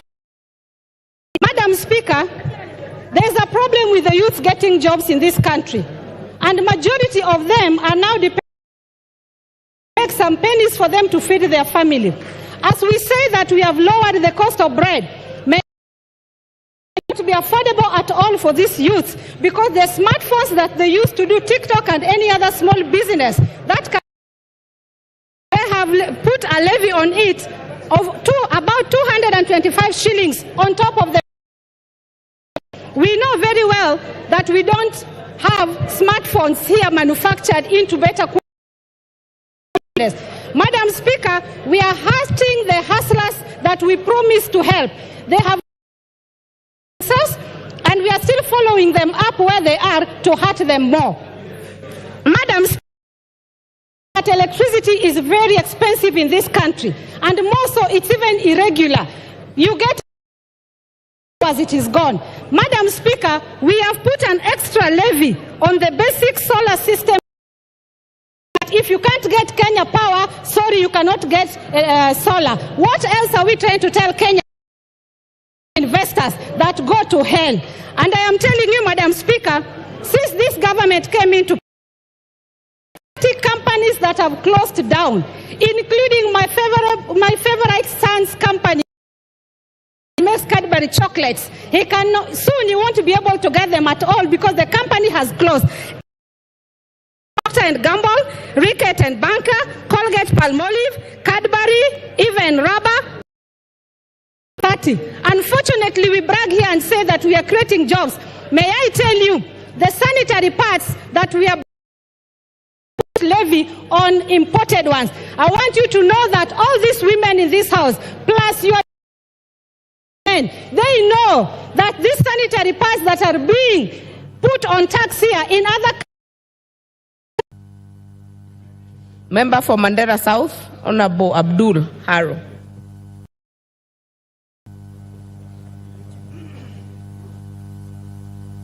Give me the mic. Thank you, Honorable Speaker. for giving me this opportunity to put my voice on this very Honorable Speaker. I must say the finance bill as it prepared by the Treasury was a bill that I was prepared to vote houses, but thanks to the Finance Committee, which has listened to and has come up with a raft of proposals that are recommending to finance bill as it was originally mentioned. Honorable Speaker, there are quite a number directly important to my constituents, although the entire finance bill is important to my constituents, but there are a number of my constituents, and those areas have been proposed in the Finance Committee report for amendment. Particularly, the 16% VAT on bread is very important to my constituents. Dropped.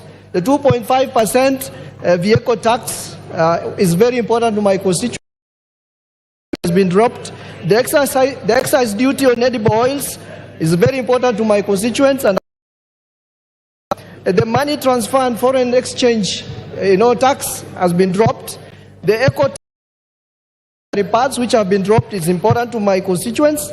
And Honorable Speaker, the housing levy, the NSSF and NHIS deductible item is also very important, which means the salaried will not have a lot of taxes to pay. And Honorable Speaker, Data Protection Act for KRA to access our data has been removed. That is also an important area. And Honorable Speaker, the 16% VAT on supply of solar and lithium is important because it promotes uptake of clean energy for my constituents and the rest of Kenya. On the divide side, I'm also happy that 18 billion has been set aside for the employment of 46,000 on PNP, on permanent and pensionable terms. And I'm also happy that the bill also is going to fund the extra hiring of another 20,000 coming from an area where teachers is a challenge to our schools. I'm very and 1 billion for restocking livestock that have been destroyed as a result of drought and important for my constituents, and I'm happy with that. The school feeding program, which is going to be funded by the government, and I'm happy.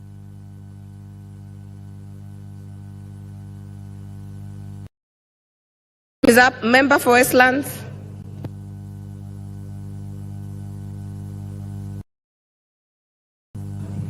Thank you, Madam Speaker. Madam Speaker, from the onset, I oppose this bill because, Madam Speaker, I'm feeling the weight of being overtaxed. And Madam Speaker, I'll paraphrase, Madam Speaker, what the former Prime Minister Winston Churchill. For a nation to try to tax itself, it's like a man standing in a bucket and trying to lift himself up by the handle.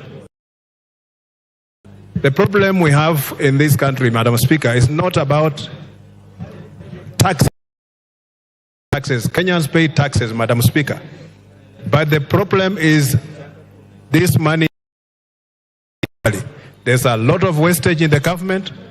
There's a lot of corruption. And the corruption these days is done in the... They hide money in the budget and it disappears. People negotiate deals and hide money. Madam, is put to good use. The government will have enough money to do their projects and serve Kenyans, Madam Speaker. The several proposals that have been made and Madam Speaker, have been dealt with by the committee, but Madam Speaker, we must bring to the amendment when it comes to the House, Madam Speaker, because this bill is an equitable and inclusive fiscal policy that development, Madam Speaker. Madam Speaker, the Finance Bill as it stands is punitive and it will have devastating effects on young people, not only in Nairobi but all over the country. And Madam Speaker, people who are demonstrating now are young people. This G generation, Madam Speaker, droves. And Madam Speaker, if anybody is trying to wish them away, but they don't care, they are serious and they are coming out with issues. They are sending us messages. And Madam Speaker, these children are now saying no. The government promised that they are going to lift their lives from bottom to up. But now it looks like. So, Madam Speaker, this bill does not address those issues, and I oppose. Honorable Mark Mwenje. Thank you, Honorable Speaker. Honorable Speaker, I rise to reject this finance onset. Just bring to the attention of how Gen Z has been encouraging us to steal the bill and run out. And we've hoped that the Speaker will communicate that the process doesn't work that way. Honorable Speaker, the finance, whether it's tax, motor vehicle tax, whether it's bread tax, we exempt transfer of businesses. Makes me wonder whose business is this that wants to be acquired. And so, Honorable Speaker, you go to the report. It has retained excise duty on motorcycles. It has retained also on data, and we're talking of digital hubs. Gambling has been increased, both VAT and excise duty. This will mean there's a black market. Will also lead to less collection, as we saw last year. The target was 26 billion. We should learn from what has happened with capital gains tax. Here it's been reduced. Why? Because we collected less. The eco levy on medical cancer. Why are we increasing taxes on cancer patients? We must accept IDF, RDL until we're able to produce local, satisfy our local market. We must consider that we are still an importing nation. Come to Nairobi have been closed, Honorable Speaker. Honorable Speaker, there's a clause 57 here that if to E-teams, the fine is 2 million. It's been proposed by the committee, they lower this. They've not said. So that is what you stand to lose, Honorable Speaker. Honorable Speaker, in the last years, based on the number of businesses it is killing, it operates like us.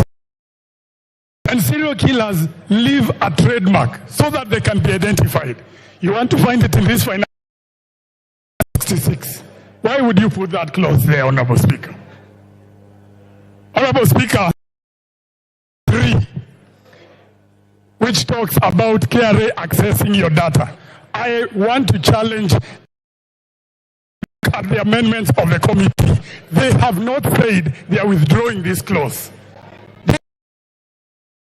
As per the recommendation in the report. So, and this clause will hurt you more than it will hurt me, Honorable Speaker. Finally, Honorable Speaker, the Housing Act. Why are we deleting it? Who are we selling these houses to?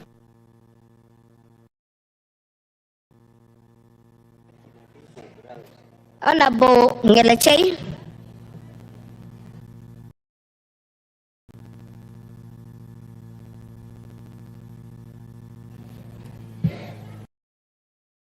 Giving the people of Elgeyo Marakwet an opportunity to speak on the finance 24.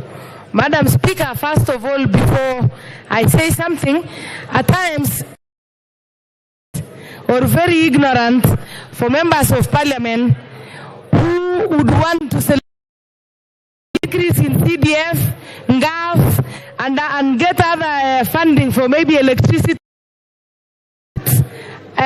without telling Kenyans where the money is supposed to come from. I think there is a misconception there in the public, especially the Generation Z. They don't. This bill is there to enable the budget for the budget to be implemented. Implement the budget without without actually knowing. Madam Speaker, it is.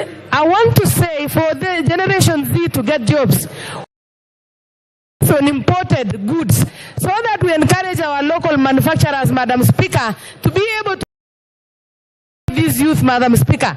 This tax will ensure that the JSS teachers get employed. Also, recently we saw the intern doctors demonstrating, Madam Speaker, and the government to facilitate and pay them, Madam Speaker. The only way that this can be realized is that we get tax and we get levies from Wananchi, Madam. There is also a misconception on so much. I am a farmer, where people farm. Tax on imported on potatoes, eggs. I think I support, Madam Speaker, because we also need our farmers to produce and sell Madam Speaker, in the local market. But then, Madam Speaker, if we waive the tax from eggs, they always flood our market. And big time, Madam Speaker. Somebody called Benjamin. Well, nothing can be said. Death and taxes. For a country to run, I want to pity the current government, Mr. Speaker, sir, because when we borrow, in public outcry that we are over borrowing, again, when it tries to get the money locally by increasing from locally, there is still an outcry. I think there is something, an idea, as are misleading young people, maybe who are not aware of what. Charles Onjoke. Charles. Honorable Speaker, thank you for the opportunity that I make bill. On behalf of the people of Bonchari who have views about this bill, they have taken time to go through it. Some of the issues are as follows. That there's wanton wastage of government public funds to be stemmed, then we can have a better economy and a better bill. The bill as is, the VAT on bread is not acceptable by the people of Ontario. The tax on motor vehicles and most of the taxes economy would have to see a situation where the taxes promote the growth of our. The basis of taxation is two things, the base and the rate. We seem Treasury and KRS to be fixated on the rate. The base, how I wish we focused more on the rate so that there's more relief on the Kenyans who are. Honorable Speaker, people of Ontario would want a tax humane, a tax that they can afford because they are in poverty as things are now. School fees is a problem to pay, medical bills are a problem to pay. Pockets. We hear that the economy is doing well, and if the economy is doing well, this should be but instead we are seeing the rate being raised without being compensated on the base. The two items that are touted to indicate that the economy is growing is the dropping inflation. However, the public debt that is rising all the time is not discussed. Here, unemployment, where you get 2 out of 3 people unemployed, particularly the youth, it's not items of the economy, the state of any economy. In our physical strategy or plan that speak to in this country. With those, Mr. Speaker, and following the I object the bill.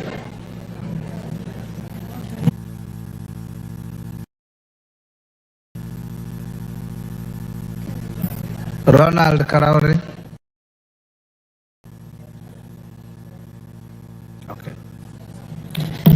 Thank you, Mr. Opportunity to contribute to this motion. To start by commending our Gen Z Kenyans who came out in. I think some of us who are never involved in politics, and these young people are realizing now that if they do not get involved, we've all received so many text messages from Kenyans from all over the country. Some of them were asking for donations for school. Most of them were about the finance bill. To confirm our identity. Mr. Speaker, regrettably, the got was less than 50 shillings, while most of my counterparts got over 100,000. But I want to, because I have a foundation which supports needy children to go to school. I understand the frustration of these Kenyans. When there is a tax on not have jobs, I understand why they would go on the streets. In collection of taxes and never achieve the target, bloated budgets and expenditures, it is very treat. When you see a policymaker on TV the other day who could not expect motor vehicle tax, this only in the public that these taxes are not to help them. But even as I say that, Mr. Speaker, we have a we need to bridge. We need to stop borrowing. Passed a budget policy statement. My colleagues here, and he told me we will policy, but we will. You know, when we talk about integrity, we need to start there. And I want to commend the Finance Committee. The VAT on bread has been dropped. Oil has been dropped. The motor vehicle tax has been dropped. Mobile money transfer. I would be a very deceptive individual if I did not and now support the bill with the amendments. For the Gen Z, I want to tell you, Nation headline said, Ruto backs down. The Standard talked about. My advice to them is that you've already won. In terms of the budget policy, the changes have been made, and you should be celebrating. And with those. Evo Bara.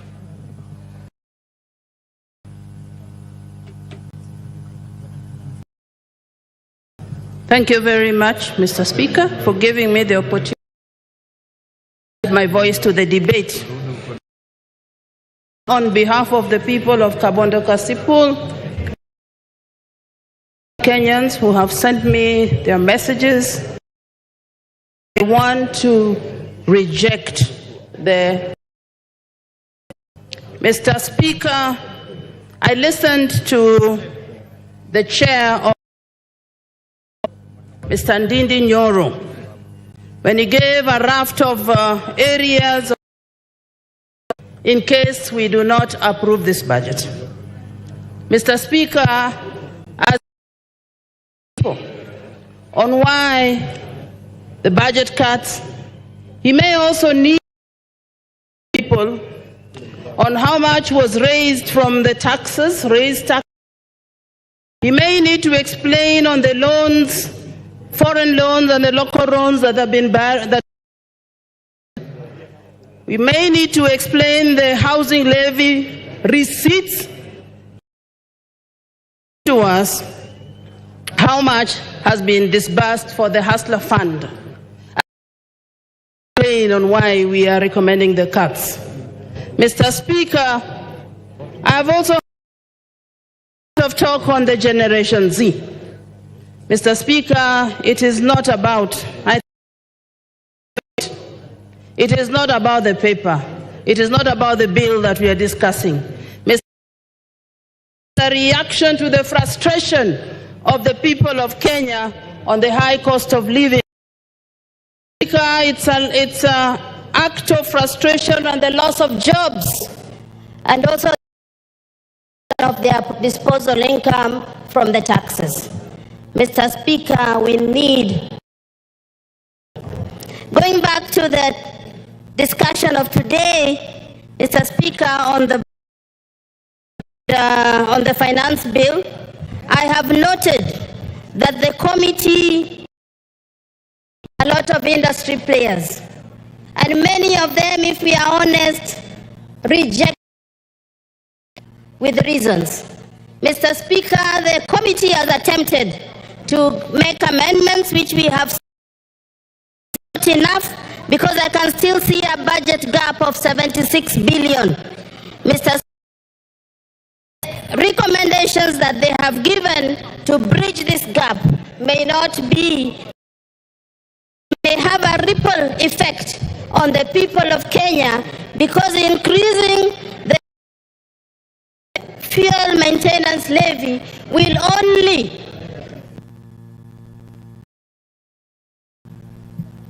Hamisi Abdi Voi.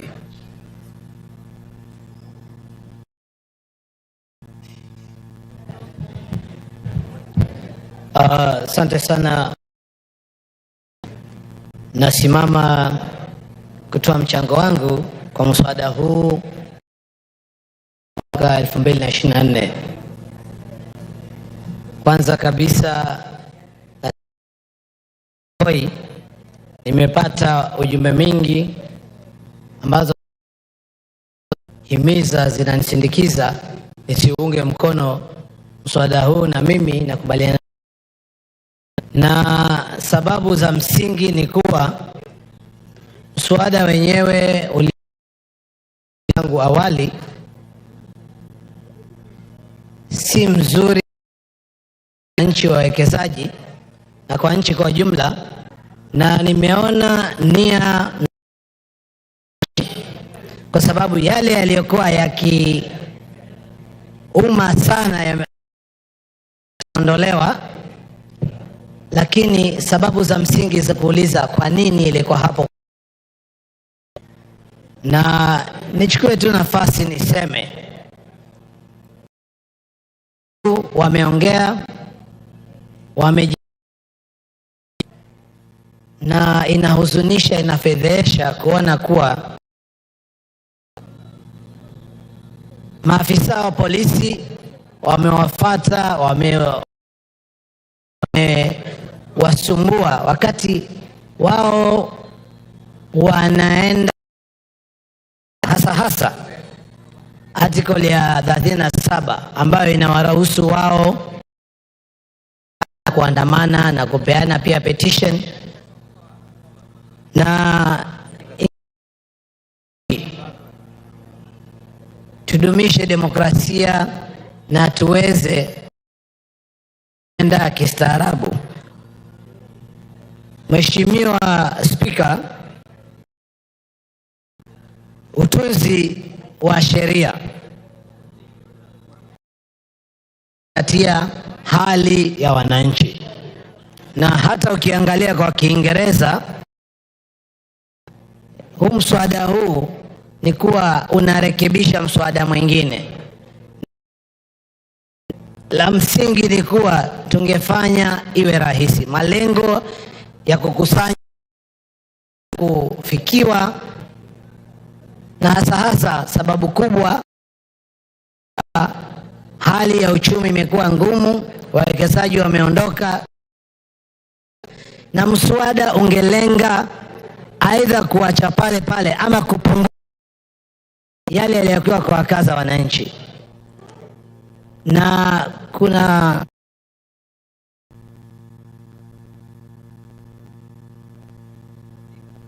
time up. Chelule.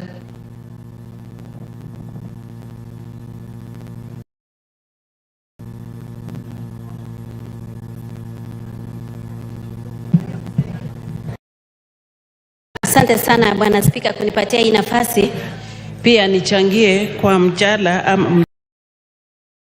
fedha katika bunge hili.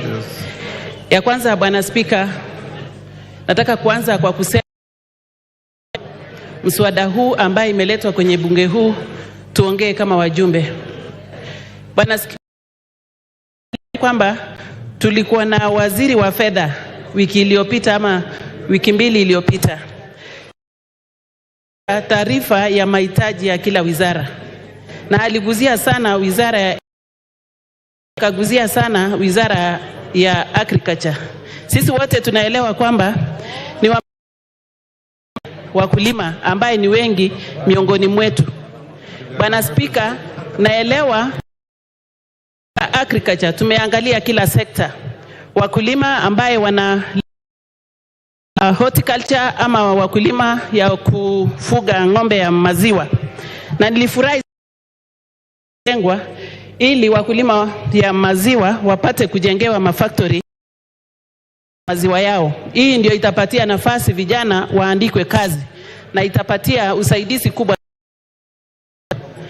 Bwana Spika, nataka kuongea juu ya wale vijana ambaye tunaelewa sisi wote kama fanya maandamano na wakasema nataka kuandikwa kazi katika serikali kulingana na utaratibu ya serikali.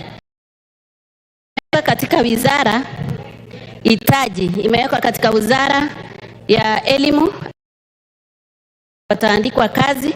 Wale wamepatiwa kazi ya internship katika wizara mbalimbali watapata kikamilifu. Bwana Spika, tukiongea mambo ya fedha ya hii mswada ambayo imeletwa ni kitu ya maana, because leo tuko na hitaji katika serikali yetu na tuendelee kuomba pesa kutoka ambaye tunapatiwa kwa riba ya juu, pesa ambaye watoto wetu watali vyema, na ni njia mzuri sisi wote kama viongozi ya nchi hii tuwe na nia mzuri. Tunaongea mambo ya barabara, tunaongea mambo ya maji, tunaongea mambo ya stima na hizi zote. Kwa hivyo nachukua nafasi kusema tumeletwa katika bunge hili tuongee viongozi, na majukumu yetu ni tuambie Wakenya ukweli ni nini inaendelea kama viongozi, na baadaye tuchukue pesa katika manchi zingine ambaye tutatatua maisha. Kwa hivyo ninasema hivi Bwana Spika, ninaunga mkono mswada huu na niko kusimama walionichagua.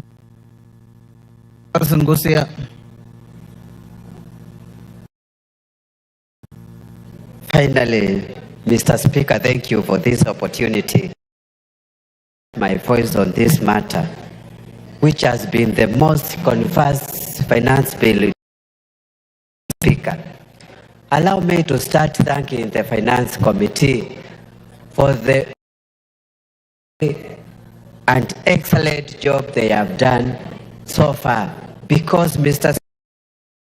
the 18 things they have dropped in this finance bill, this is a thing that could have actually caused what we call economic earthquake or our country, Mr. Speaker. I am thanking them because they have dropped the following proposals: vehicle tax, excise duty on telephone, internet and mobile banking, VAT on solar, on supply of solar, and eco levy of the few items, and even the proposal to levy the capital gains of the property. However, Mr. Speaker, based on all these 18 to the Kenyans, I still feel the mood in the country and we call the Finance Act of 2023, Kenyans have not recovered issues, Mr. Speaker. And based on what I have been instructed by based on what Kenyans are doing at the moment, even now, going all over the street, this finance bill on that issue. Mr. Speaker, I think do a lot of things, and the reason why I'm opposing the finance bill, number one, proposal to increase the import declaration fee at a rate from 2.3%. And we know Kenya is a net importer on so many percent of what we consume in this country it's imported. It may effect in this economy. The other issue, Mr. Speaker, was the increase on betting, and nobody has spoken about increasing it from 12.5% to 20%. Mr. The only fund we are relying to take the sportsmen and other people to competition like the Olympics Games we are going to witness in France. Mr. Speaker, it's going to Ngona.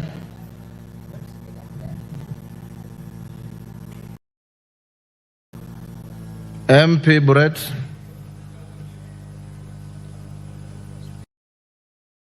MP Brett.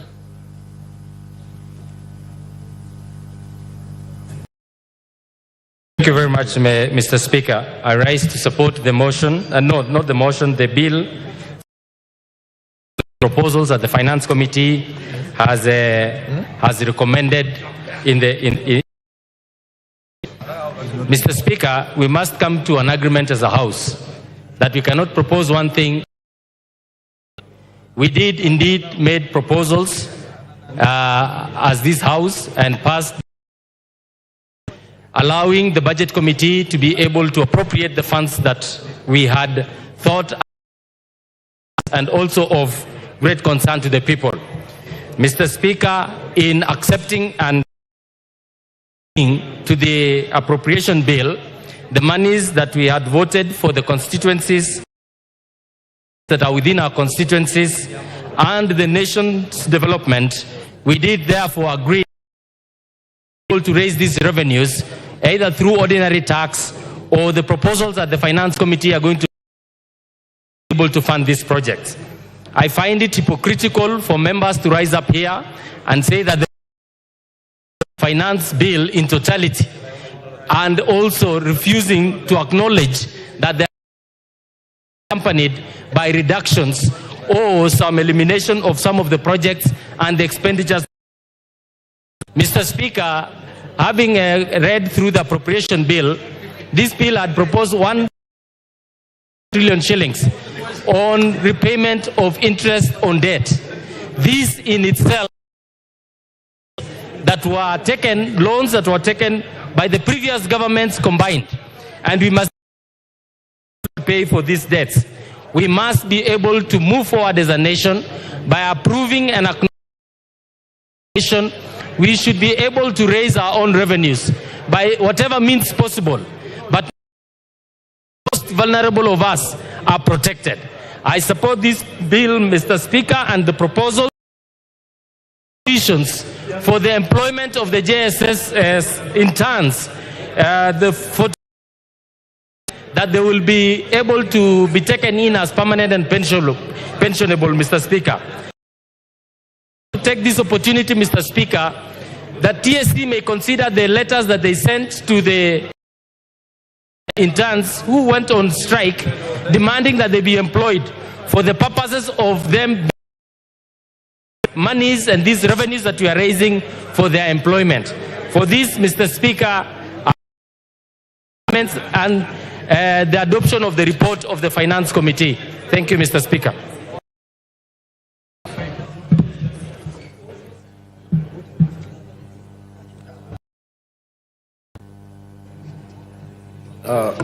Thank you, Mr. Speaker.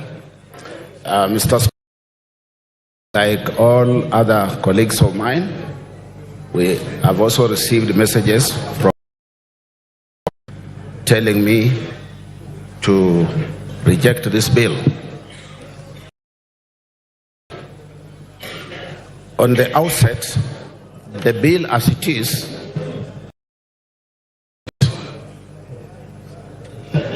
because it carries a lot of are not affordable to ordinary Kenyans. However, Mr. Speaker, I can see that the Committee of Finance did publish, and so many industries contributed to this, and there are reports that were suggested, which are some of them, and we cannot shut our eyes on this type of issue, because if the amendments come as they are proposed, then some of us I will have to support. There is this 16% on going to be dropped as suggested. Then I have no issue with it. There's this transportation of sugar cane. If my people will be happy about it. There's also VAT on financial services and foreign trips, whereby you have issues with the passports if you are going to look for a job. Has also been considered for amendment. Amendments which will take place together with the amendments that we are going to receive. Honorable Speaker, there is also they have also dropped two motor vehicle tax, and if that happens, we have. Honorable Speaker, there's also this issue of employing teachers. This money, if it is available, will have no problem. And also vegetable oil tax, if the amendment is removing it. Honorable Speaker, I therefore wish to say that we are waiting to come and we effect it. Thank you, Honorable Speaker. Kiarao.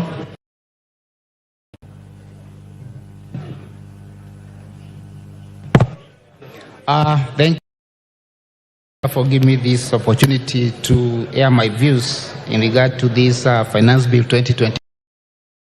Honorable Speaker, I would like to start by reminding all of us that this debate. Honorable Speaker, I think it is our to articulate and look in with the microscopic issues in front of us with the sole purpose of coming up with our document which is favorable to our nation and the people. Honorable Speaker, I must say there is one in listening since yesterday to the various views by members. And I must say, Honorable Speaker, I'm one person who say the initial draft actually was very warning. It had very many negative issues, but I must commend the of Finance and National Planning for executing its mandate and fine-tuning this. And more so, on the same note, I would want to commend the committee for listening to people and acknowledging the importance of public participation, because most of through the public participation have been addressed. And on that note, I would like to say I come from an agricultural area. And just to point, considering Nyandarua County, where I come from, there is one issue which we had which was in the initial draft, that is touching on the issue of potatoes, the eggs, those things have been removed since. Honorable Speaker, I would like to say important to all the members who are here. Honorable Speaker, so on the issue, I can see my time was off. Thank you, Honorable Speaker.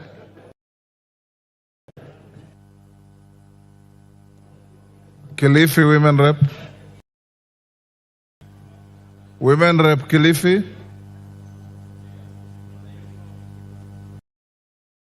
Oh.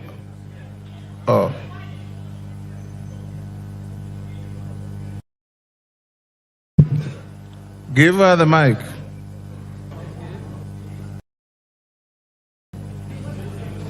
Asante Mheshimiwa Spika. Mheshimiwa Spika, nizungumze fedha. Mheshimiwa Spika, kuelezea bunge hili kuwa pesa za bajeti kana tu kwa njia tatu: kutoza kodi wananchi, kuende au kupunguza bajeti imepangwa. Mheshimiwa Spika, ukiona wale wananchi kule nje wanda ni kwa sababu ya kutozwa kodi katika bajeti hii. Yale makadirio ya kutoza kodi ndio umefanya saizi mimi naunga mkono leo, kwa sababu waliona katika orodha kutozwa ushuru mkate, kutozwa ushuru magari wa kawaida. Mheshimiwa Spika, watu kama Ichungwa kina wamefura kichwa. Mheshimiwa Spika, hawatumii magari siku hizi, wanatumia ndege kutano. Ndio maana wameenda kusimama kusema magari yatozwe ushuru. Wananchi tozwa ushuru vyombo vya kupima saratani. Mheshimiwa Spika, there's a point of order. Yes, Karemba. Order. Karemba.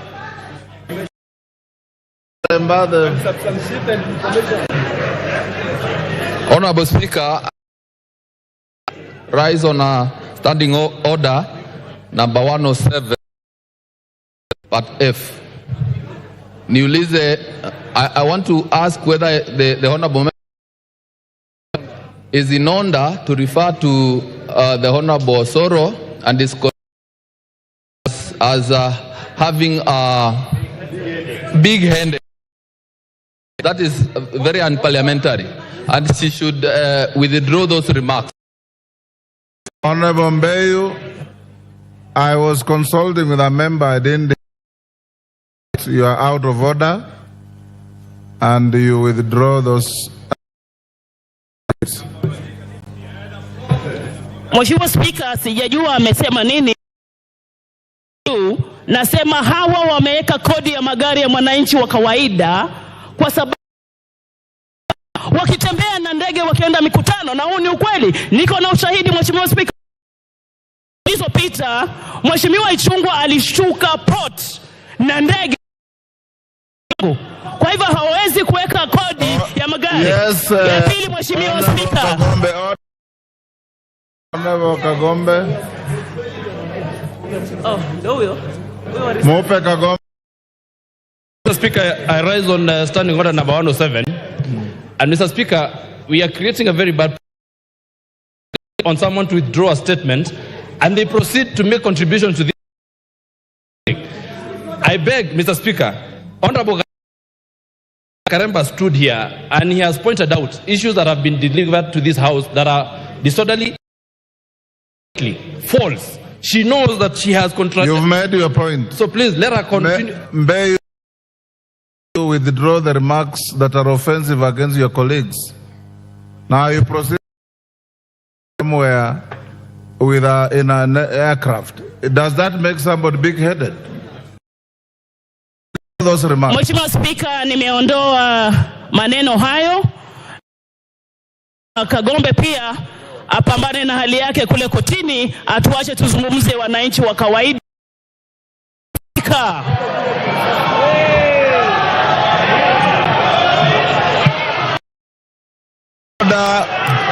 Mheshimiwa Spika, nizungumze. Order. Honorable, I've given you an opportunity to contribute to the finance bill. Bombe is not in the finance bill. And you are out of... Don't be excited unnecessarily. Number 150 member to contribute to this bill. And you've been sitting here saying members who are even more senior than yourself have been conducting themselves. Excited the House, don't get excited, contribute on the bill. Asante Mheshimiwa Spika, tukiona katika ile bajeti watu wakiandamana, vyombo katika hospitali yetu vinaenda kutozwa kodi. Yale mambo ambayo yaliwekwa katika mswada huu ndio nayazungumzia. Wakituambia ati wametoa na tujaona. Spika, lazima tuione leo hii.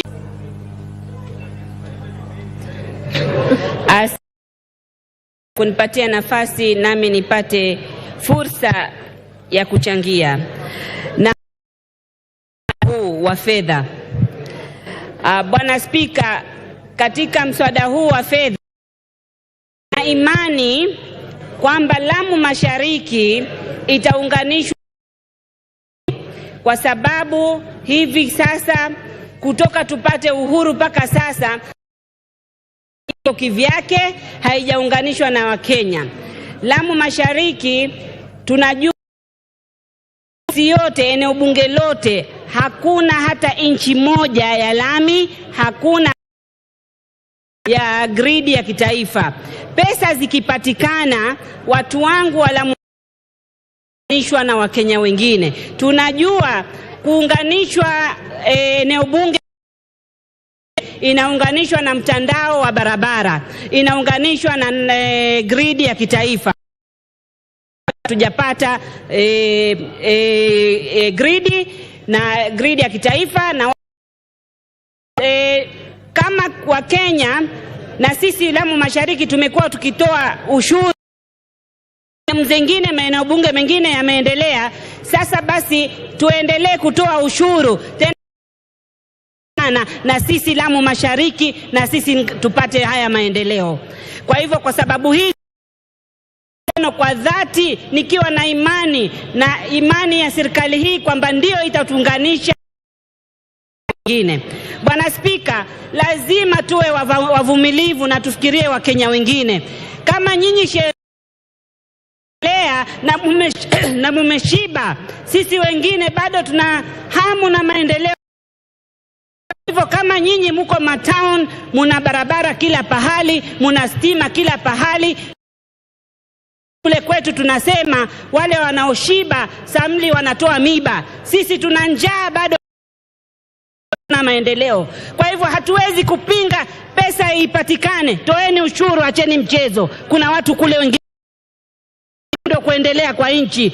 Sisi tunavumilia. Kama mimi Lamu Mashariki kwetu haiwezekani interns wale walofuzu kwa walimu kufanya kazi kwetu kwa sababu gharama za usafiri, lakini tumekubali walipwe ili Wakenya wengine waendelee. Sisi kwetu lazima waandike wale wanaandikwa permanent and pensionable ndio wanaweza kwenda kufanya kazi Lamu Mashariki. Kwa hivyo na zetu zingine hazijaona walimu kama chemistry teacher kutoka shule zijengwe. Sasa ina hope tupate walimu na Koyo Thank you very much, Honorable Speaker, for finally recognizing me and giving me the opportunity. I want to reject this proposal and I want to implore my colleagues that process is a job of this House and we should never abdicate our responsibilities. We are in conversation and we all agreed that the budget proposals were not good, they were unfair for our people. But somewhere arranged, and the leadership of this country and my colleagues met, and they agreed. They have made proposals to remove certain things.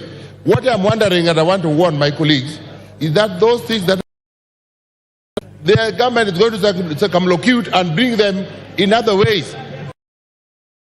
The public and the public outcry will reach you. I want to say so because it's not been pointed where the changes are going, where the money is going to come. But my fears have now been confirmed. I saw this morning that came from the CS for Treasury, and have been reinforced by my colleague, the respected chairman of Budget Committee, who has come and read waiters just in case we do not pass things the way they want.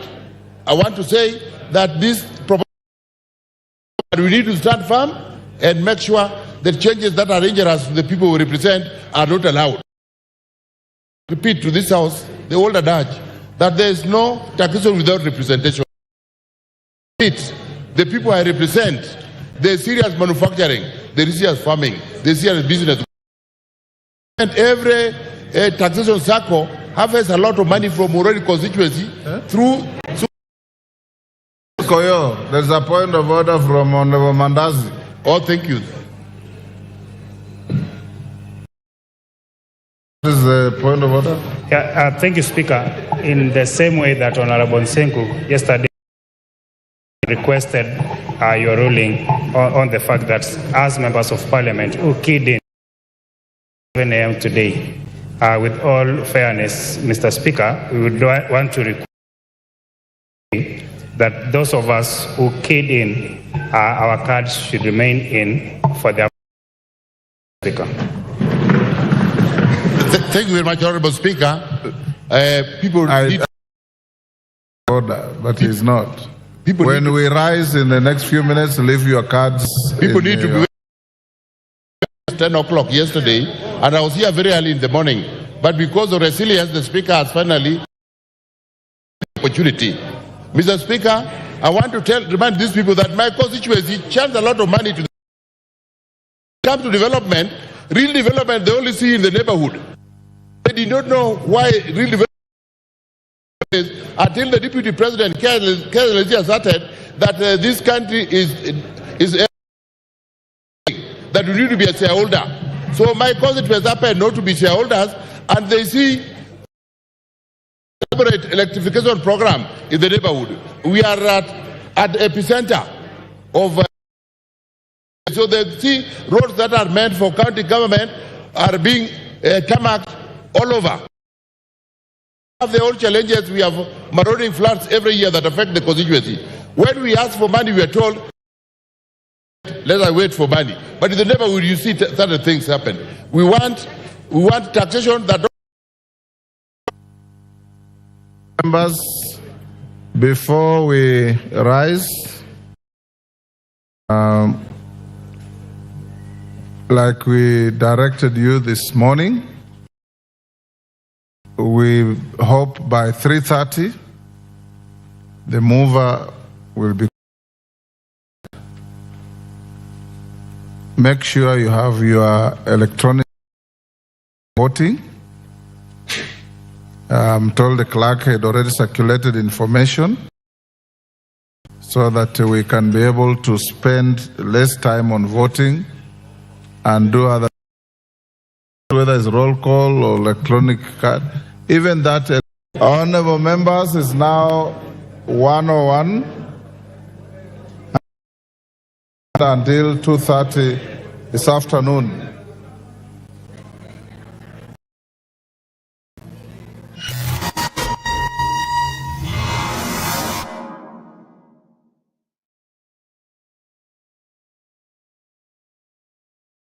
Nĩ ngatho cia mwanya mwiroreri wa Wega Digital, nĩ gĩkeno na nĩ gĩtĩo kĩnene mũno gũkorwo twĩ nawe hwaĩ-inĩ wa ũmũthĩ. Karibu sana na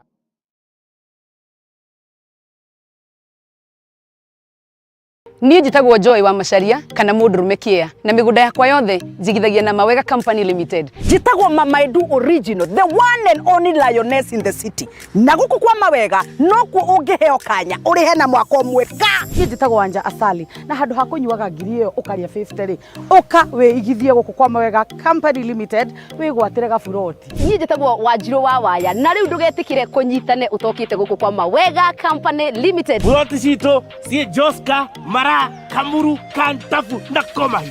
Ndume kwene na ndugu yaku na landlord nĩ mbeca. Tucerere Kasarani nyũmba-inĩ ya Max Plaza kana ũhũre thimũ 0798 555 444. Mawega Company Limited, turning tenants into landlords. Guys, how are you? This is none other than Omosh Ki Zangila mwenyewe. Niko hapa Mawega Company Limited. Project Najita Happy Land. The plus the is prime a 50 by 100 plot. Going for just as little as 650k. Na awarakishi kulipa hii, unalipa tu deposit ya 100k. And then, hiyo ingine unalipa pole pole for a duration of 1 year. Na if at all unaweza manage kulipa 650k cash, guess what? You have a discount. What are you waiting for? Call us 0798 555 444. Because we've turned you from a tenant to a landlord. The only at Mawega Company Limited. I will see you. Tujaribu.